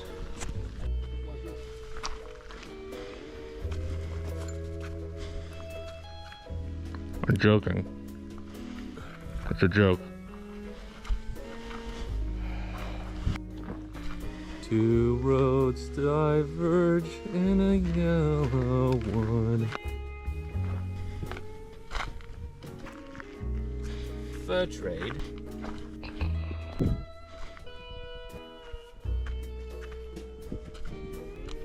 It's a toilet.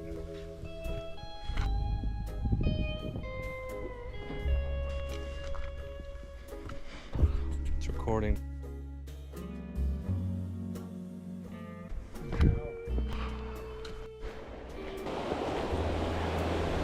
The hydraulic lathe.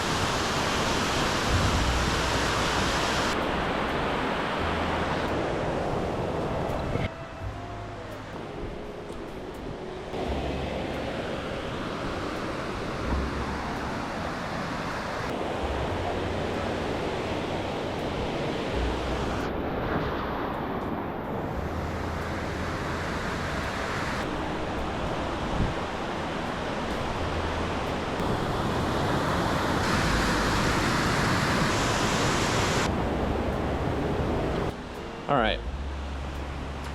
I don't think there's any reason to fly the drone over top of the waterfalls when you're already above looking down.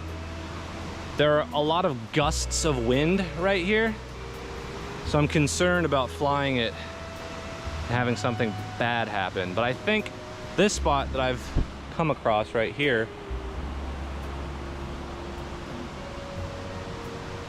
has that opening, and so I feel like I might be able to just take it straight up and back down again. We'll see. Well, the wind just picked up, and my buddy Eric just crashed a drone like this week, and then this YouTuber I follow just crashed his drone this week, and it was all because of gusts of wind blowing it into a tree and into a semi-truck. And they're all DJI drones, and so I'm just feeling kind of like those are omens not to fly it right now. Yeah, the wind just picked up. I don't think I should fly it. I don't think the potential shot is worth destroying my new drone. Yeah, it's too windy. I mean, it's blowing the tops of the trees. If I get it up above the trees and then it just takes it, it's gone. Nah, I'm not gonna do it. Not gonna risk it. Sorry, rather be safe than sorry. Alrighty, story time with Jack from the future. This footage that we are looking at right here is from the next week. I had been kind of beating myself up for not flying the drone here at the gorge. And so for the next week, I kept thinking like, man, there probably wasn't anything wrong with flying the drone that day. I should have just flown it. So I went back and flew it, and it was almost disastrous. Right here in a second, a gust of wind right there starts affecting my drone, and I'm not moving it right here. It's getting blown all around, and I was locked out of the controls because it kept saying objects detected, and it almost blew. There's my uncle and my cousin watching me concerned, and I was able to pull it back right here. Oh my goodness. Oh, I was so relieved when I got it back on the rocks here because I was inches away from destroying it. So I'm not gonna fly the drone. I'm gonna get down a little lower, close to the water, and I think there's a path around down there where I can get to the rocks.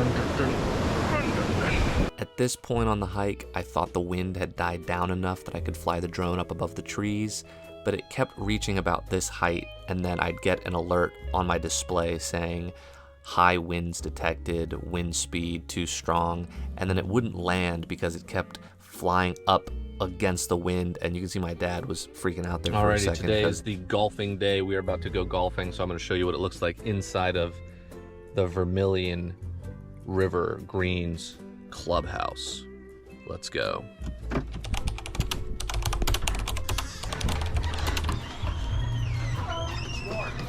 Did you need a cart? Yes, please. Yeah, okay. We didn't bring our own. Your own cart? He's joking. So there you have it. This is what the tavern looks like. They sell gas here. You got the Vermilion River right there, and then the course is over there. And she said, just grab any green cart. So we're grabbing any green cart. What do we think? 6, 19, 13. I'm gonna go with 19.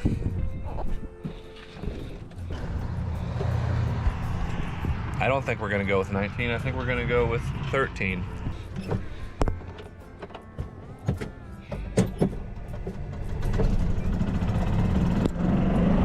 That's much better.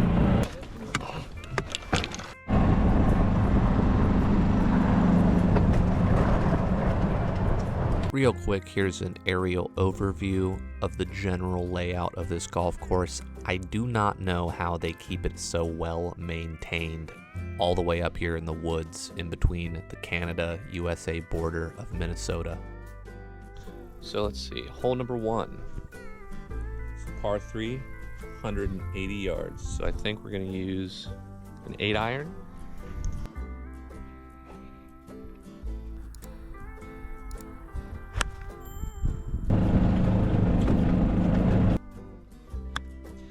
kind of there.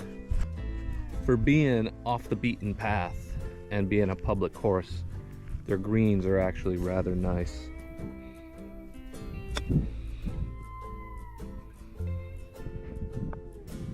And that right there is a perfect example of why I suck at golf. And why my dad sucks at golf too. Because I suck at putting, we got a double bogey on a par 3, which is ass. Hole number 2, par 4, 380 yards to the flag right there. Is it on? It is. Crushed it. A little bit to the left. There's fish in there.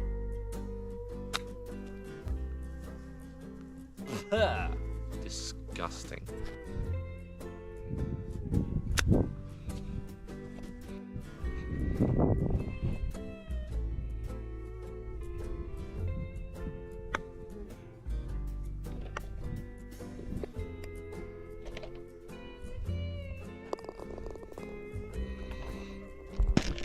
Cinderella story, folks. Cinderella story.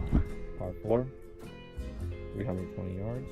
And for this hole, I thought that I would abandon the GoPro and try filming an entire hole with my drone. So this is shot with my DJI drone floating behind me. This is the hole that we're on. And I played this hole rather terribly. I played this entire day rather terribly, actually. And I can't really think of anything to blame it on. So, you know, it's just stuff like that. Terrible chips. Absolutely abysmal. And then I 2-putted to get it in. So I'm not going to show you that. Instead, I'm going to entertain you with a little bit of aerial drone footage of the surrounding forest once again. And now we'll get back to the GoPro golfing. Par 5, 475. Crushed it again.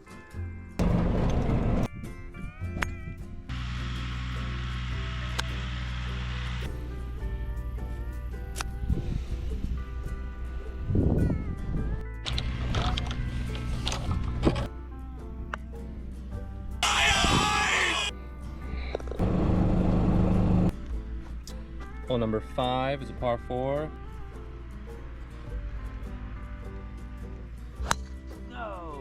Sliced that far right. Topped it. It's a pretty abysmal day. Just put it in the hole, you know what I'm saying?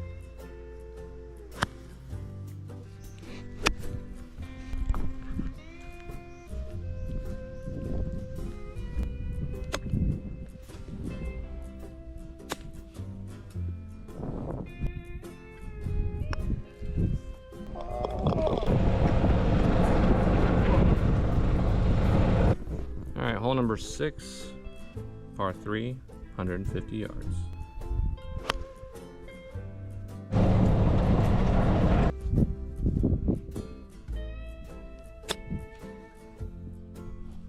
This is for par.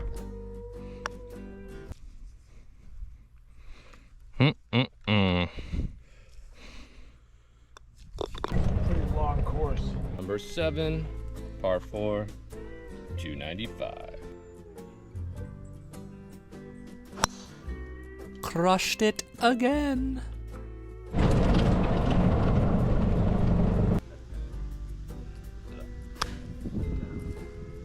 So close to the green, yet so far away.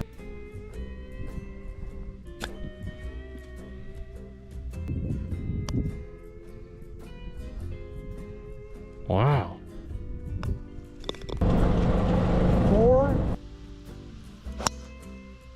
Somebody better call Scotland Yard because I crushed it again. You don't want to end up in the water. Will it end up in the water? Nope. No. Come on, stop.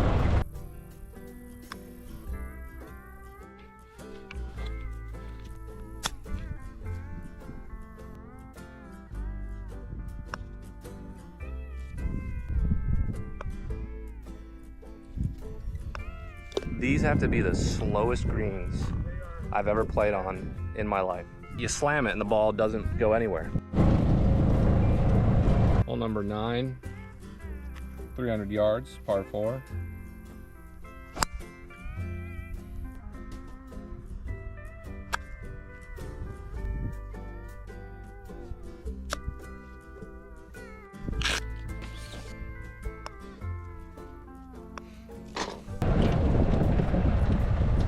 We're done.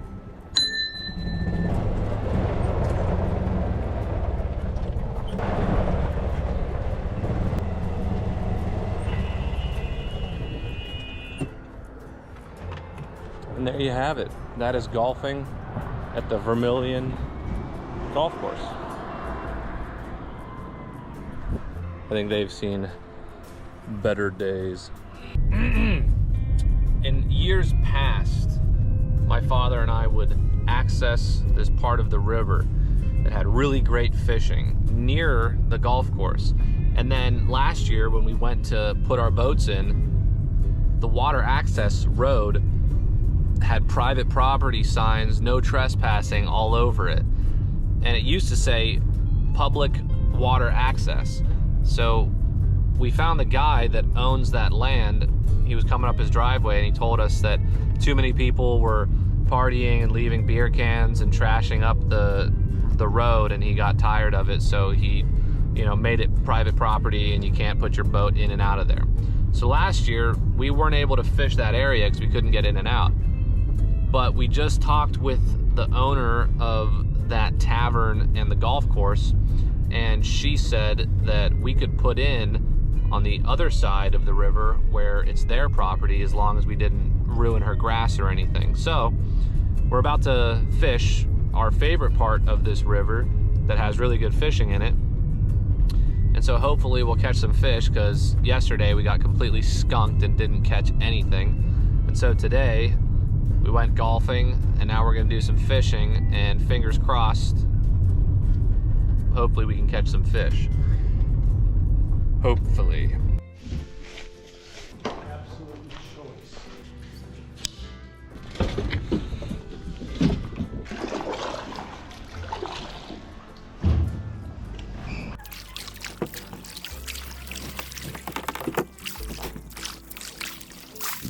We made it. Here we are, back on the Vermilion River.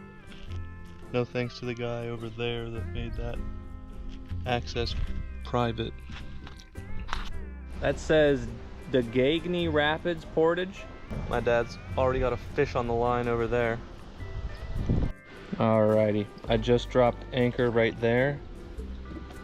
Rapids up there. I think this is a pretty solid little spot to cast from, going that way. Tell me the fish of the day. A nice smallmouth bass. First cast. First cast. I told you that this is gonna be not fished as much because people can't put in over there. Let go. All right. Let go.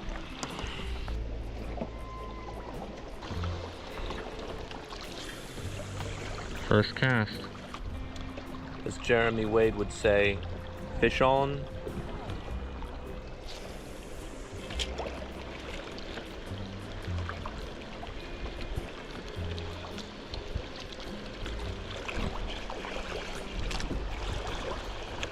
No!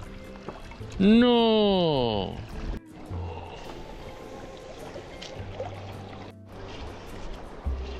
Fish on?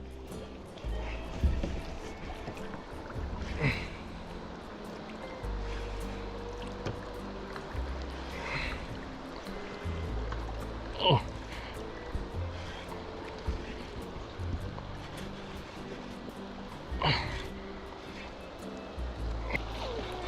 Oh.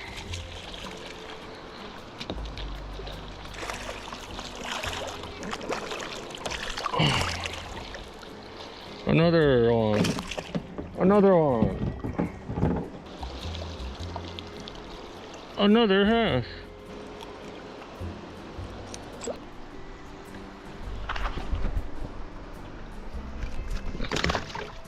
There he goes. I found myself between a rock and a hard place.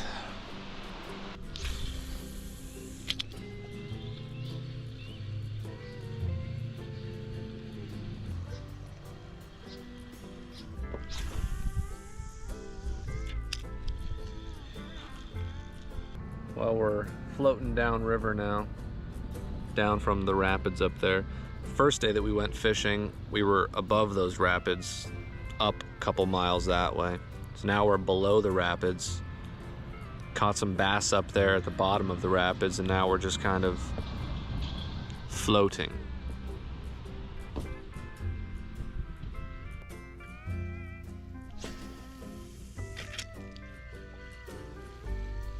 Don't read too much into it.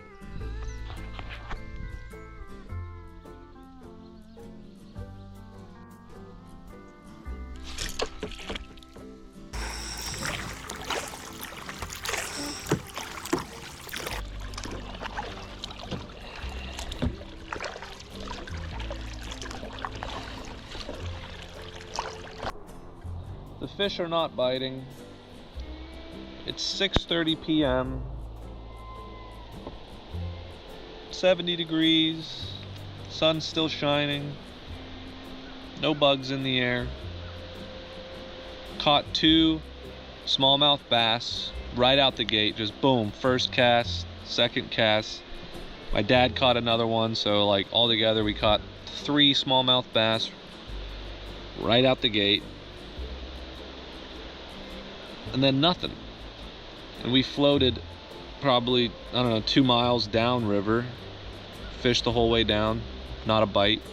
Came all the way back up, got a couple strikes, but no fish on the line. So it's a lovely evening, but alas, no fish. Well, we're running out of daylight. Nothing's bitten in hours. So we're gonna call it a day. Head back to camp, fry up a bratwurst or 2, and then fall asleep listening to Harry Potter, narrated by Jim Dale. But first, we have to weigh anchor.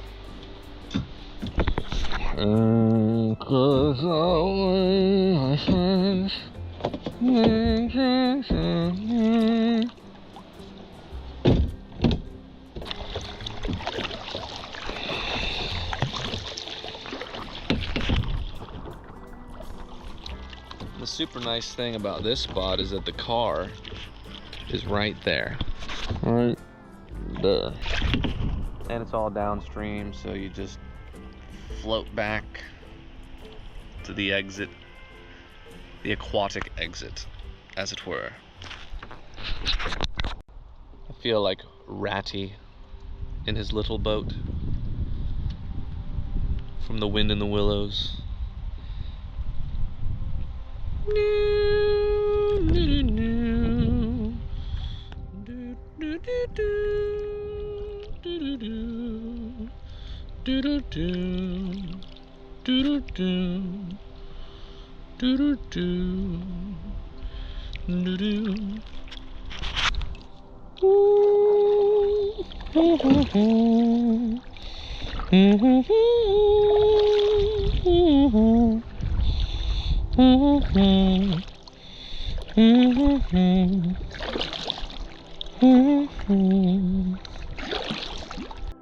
Alright, signing off.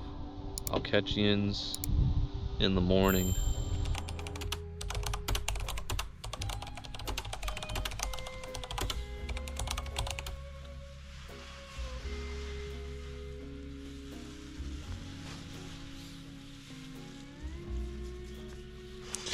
It was cold last night.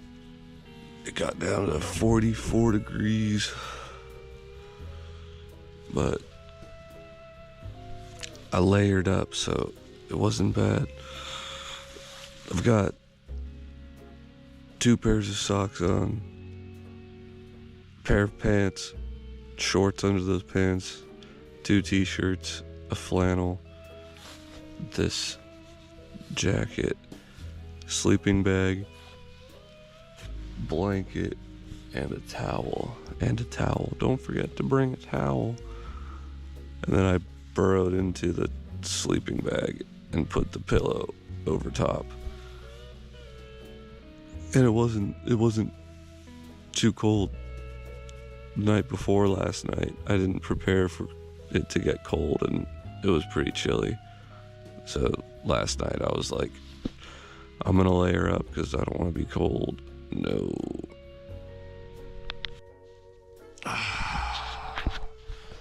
Need to make some coffee.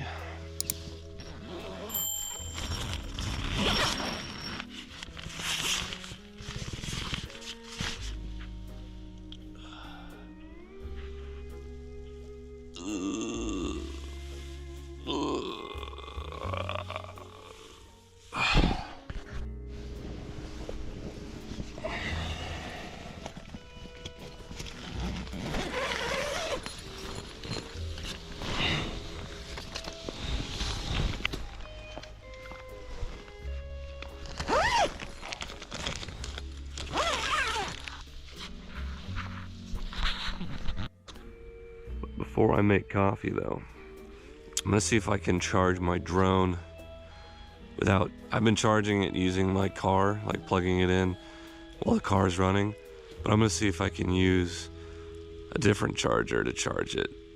So you'll see. Alright, so I've got the Swiss Tech. I don't know if this has enough power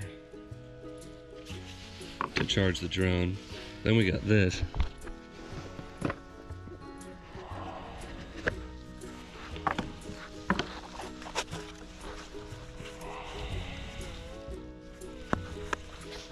We'll see if I can charge it with this solar powered battery pack. Says it's got full battery. Okay.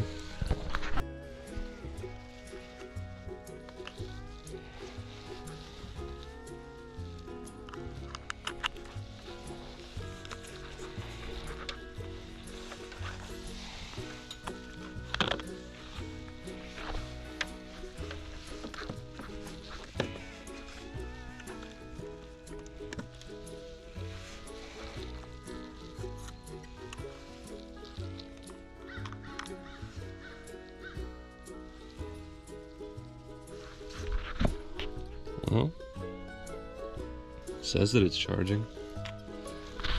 So let's see. Like this. Like that. Set it up. Like that.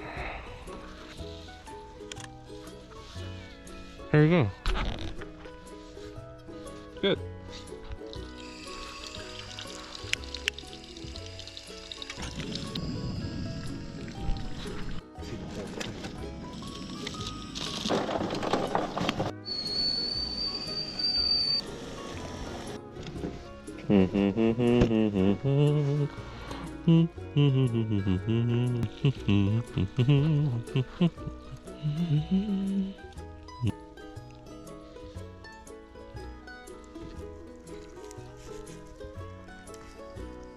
I finally figured out how much coffee to put into the French press so that it tastes like the Keurig. Alrighty, so my weapon of choice is this Mach 1 Lew's Speed Stick fishing rod. I like it. I think it's great. This is an Ozark Trail fishing rod from Walmart that I got from the clearance section. I think it was like maybe $12, $15. It's the Ozark Trail Wayfarer. Now I'm going to compare this rod to my chosen rod against this rod. Now this, I don't know if you've seen a rod like this before. There's a couple different variations of these that they sell at a lot of fishing sections around Walmart, but it collapses and extends all the way into this. So I'm gonna test these rods today while fishing to see if they can get the job done for the price, because they're pretty cheap. Alrighty, so today I'm testing out the Eagle Claw collapsible fishing rod from Walmart to see pretty much if the reel is any good, because I mean the shaft isn't too important in my opinion. Obviously it's important, but not as important as the reel. So let's see if the reel is the real deal here on Echo Lake. But first, I will show you how to open it from its collapsed state. Now, this video is 30 seconds long, but I have the video sped up to 2 times the regular speed. So it takes about 1 minute, that is 60 seconds, to assemble this rod, which I think is a pretty good turnaround time for a collapse and a setup of this kind of a device. Oui, oui.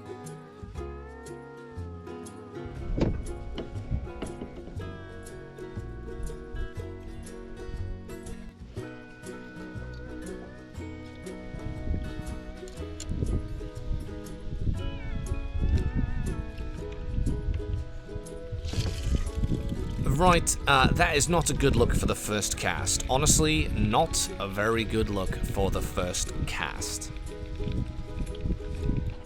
First cast, it works. You know, for being like, I think like 18 bucks, or I think I got it on clearance for like 16 bucks. It's not bad. I mean, it's not as luxurious of an experience as my Lose speed stick, but if this was like, if you were trying to camp or fish with like a very compact loadout, this wouldn't be bad. I mean, it's not terrible. I mean, for like 18 bucks, rod and reel combined.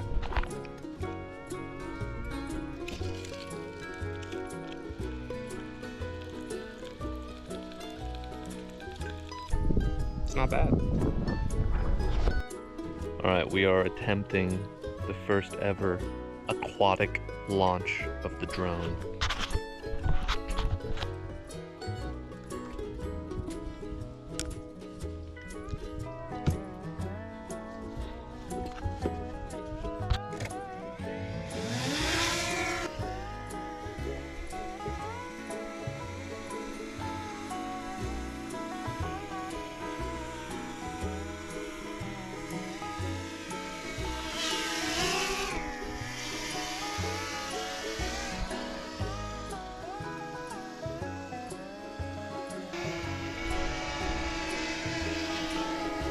Now, it was at this point that the gusts of wind kept telling me that it was too windy to take my drone any higher, so I was trying to land it on my kayak, which was not happening.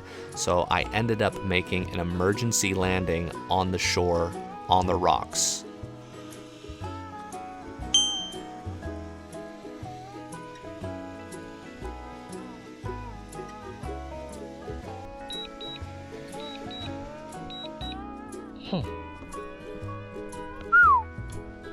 It wouldn't land while I was out on the water, so thank goodness it was able to land on this uneven rock right here. Successfully retrieved El Drone. Well, once again, nothing is biting, so I was able to test this rod for its casting, but not able to see how it would handle with a fish on the Eagle Claw. The Eagle Claw Packet rod. We've now been out here for 4 hours casting with not one bite. Not even one bite. I don't know what's going on. This is pitiful and not the usual fishing that I've grown accustomed to here. Alrighty folks, it's another day. A couple days later actually. I didn't record anything yesterday because we just went golfing again, and you know, golfing is entertaining if you're a golfer, and it's not as entertaining if you're not a golfer. And the only way to make it entertaining for people who aren't golfers is to add tracers so you could see where the ball goes. And I don't know how to do that. If anybody watching this who knows video editing knows how to add those pathways without spending like $20 a month on some app that does it with AI or whatever, let me know in the comments. That'd be appreciated. But yeah, we're gonna go fishing again today. We didn't go fishing yesterday because the day before yesterday, if you'll recall, was the day that we spent 4 hours fishing on Echo Lake and didn't even get a single bite. So we're gonna go fishing today on Crane Lake and hopefully we'll actually catch some fish. Now, there's no cell service out here where we're camping, but if you drive a couple miles away, there's a lodge that has Wi-Fi that you can connect to. And so when I connected my phone to it the other evening, my mother informed me that because of the Canadian wildfires, the air quality where I'm at right now is actually labeled as very unhealthy right now. So I don't know if that has something to do with why the fish aren't biting. There might be, you know, some like way that affects the water and how much oxygen's in the water maybe, and maybe the fish just have learned not to bite on stuff when the air quality's bad. That might be complete poppycock. I don't know. All I know is that a lot of stuff in nature that you might not think is connected is actually connected. So it could be that the poor air quality is causing the fish not to bite. I don't know, but we'll see if we catch anything today. But according to like weather websites and forecasts and stuff, the air quality is getting better as we are moving forward. So the worst is behind us. So if that does have something to do with it, maybe the quality of fishing will improve. I don't know, but we're about to find out. Alrighty, we have arrived, unloaded the kayaks, and we are going to fish. Now they say that in this lake we have walleye, lake trout, and sturgeon. Can you imagine if we caught like a 55-inch sturgeon? Ooh, that would be sweet. But I feel like catching a sturgeon is rather rare.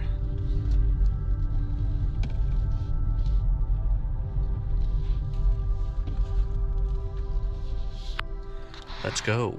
Now, I'm not really sure what the general consensus is on the brand Ozark Trail, which seems to be like the Walmart camping brand. I use a lot of Ozark Trail products and I think they're pretty good, especially for the price. And so if you recall, when we fished the other day for 4 hours and didn't catch anything, I used that collapsible yellow rod. And today I'm going to be trying this Ozark Trail rod and reel to see if it's decent or if it's doo-doo. And this is where we are at, Voyagers National Park. We are here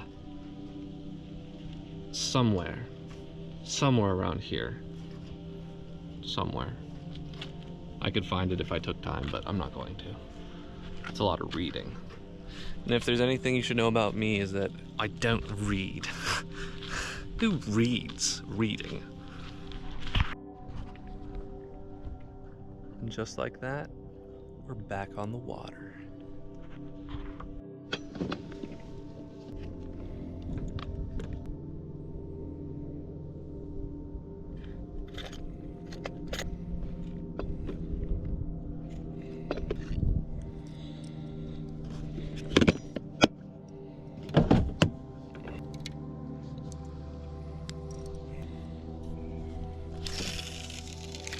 A much better experience casting with this one.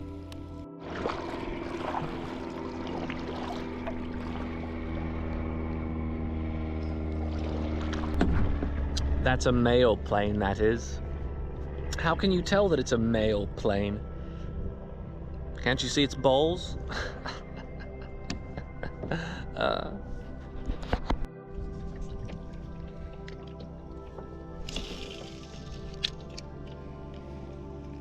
All right, this is like perfect fishing conditions. It's nice and cool. It's overcast. There's a little bit of a drizzle, just like a tiny little sprinkle, but no bites. Not a bite yet. What's the deal?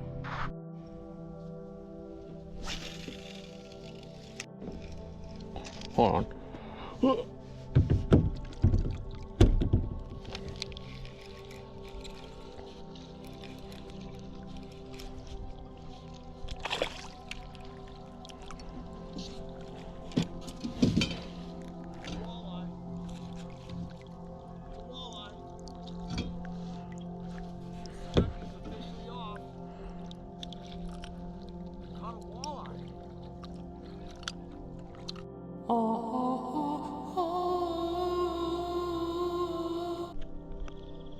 there you have it. 26th, the coveted walleye has been caught.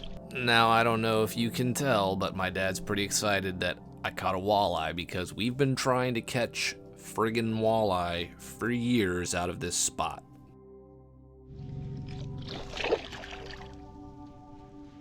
Oh, it's a hike.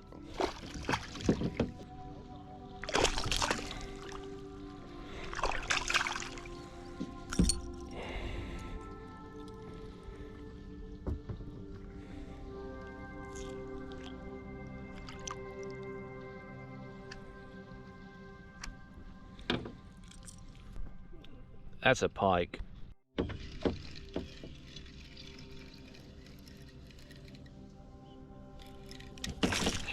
No! It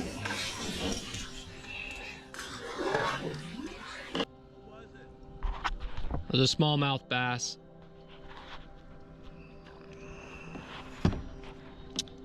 Dang it.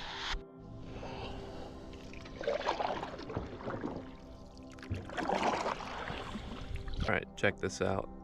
I'm about to catch a fish on this cast right here. Right now.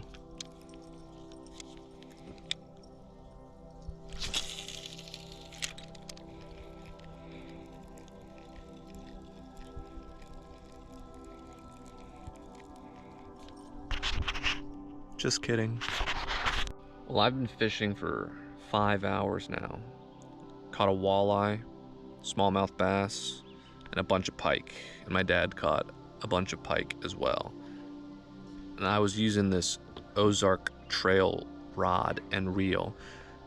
And because I caught a walleye on it, I'm now kind of biased towards this rod and reel, thinking it's pretty good. But I'd probably be singing a different tune if I hadn't caught a walleye on it. But this, it's a little rickety. It's not very locked in, but it works. So, I mean, for the price, I think the price is right. Yeah, it's pretty, I mean, it's all right. Now that we're done fishing, we're gonna fly the drone around for a minute.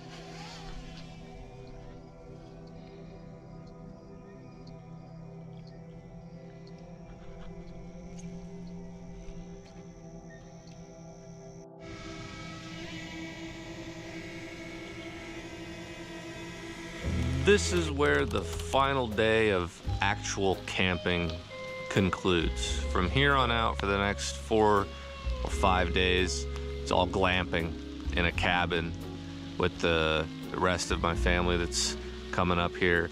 So, gotta tear down the tents, and of course it's raining. So it's gonna be a wet teardown, which is not going to be enjoyable for the whole stowing process. We're still making coffee though, even if it's raining, rain or shine, we've got to get our coffee. And this is where this comes into play, because my uncles are renting motorboats, so hopefully I'll be able to surf behind the wake of one of them. So That'll bring the whole trifecta. Catching fish, golfing, and surfing. 3 of my favorite hobbies, all into one trip. Tried to surf earlier up in Mackinac. Wasn't any waves, weren't any waves. So wake surfing's our only hope to complete that trifecta of fishing, golf, and surfing. So fingers crossed the wake is nice on this boat. Now, well, my mother's portrait should give you some idea. He scowled for a moment, then sighed. I wouldn't mind if I could just get out occasionally and do something useful. I asked Dumbledore whether I can escort you to your hearing. The snuffles, obviously, so I can give you a bit of moral support. Alrighty, we have officially tore down camp, moved out of camp, and it is time to check in at the lodge that we are staying in for the next 4 days. So now we enter the part of the trip where I try to surf behind the wake of the boat that my uncle is renting. So fingers crossed, hopefully, I don't know what kind of boat or what horsepower it's gonna have. Fingers crossed that the wake is large enough to surf behind it. So we shall see.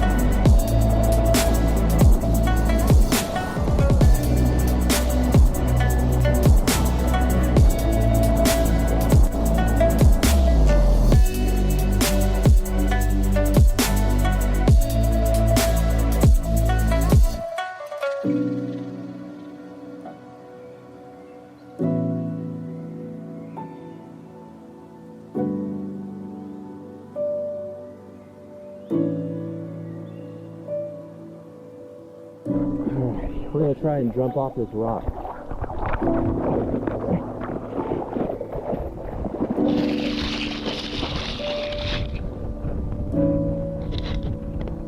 Alright, now, I chickened out of this last year, so I can't chicken out of it this year. No, I cannot.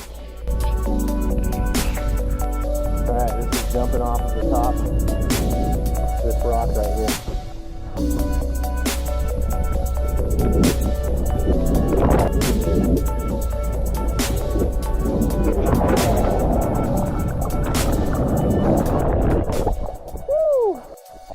Alright, I'm gonna do that one again because I didn't get a good angle of myself, which is like a super vain thing to say, but I'm a Leo, and it's Leo season. So here we go.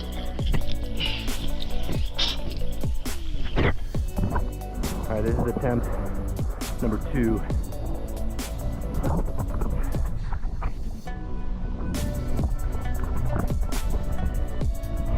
One, 2, 3, go.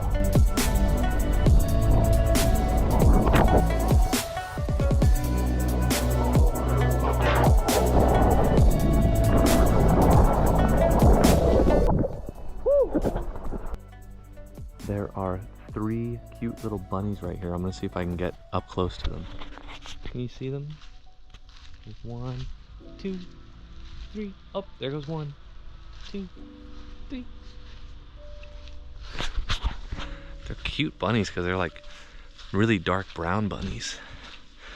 Anyways, that's enough boating for day number 1. Well, we just got off the boats for the last time. It's the last day of the vacation Minnesota trip. Tomorrow we begin the descent south back home. And I didn't record anything for the past like 3 days because I'm pretty much out of storage on this SD card. But we've been boating on motorboats and tubing and skiing behind the boat and fishing. And yesterday my cousin and her fiance and my uncle and I went and fished for like 5 hours, and we caught 13 northern pike, and my cousin and her fiance both caught 25-inch pike. I caught a 24-inch pike. So all around really good fishing, and I am sunburnt and exhausted. So I think that this is the end of the vlog right here. Oh, I almost crashed my drone today, so that was fun. Didn't crash it though, but almost crashed it. But yeah, anything else interesting happens, I'll record it, but as of right now, that's all, folks. The only significant thing that happened on the journey home was that it rained the entire time I was driving through Wisconsin, and there was a ton of traffic and backed up for miles, so I had to sit in the rain as the rain leaked through my straps holding the kayak on top, soaking me and my grandmother and all of our belongings. And all around, it was a 10 out of 10 would not recommend experience. I'll catch you all in the next video.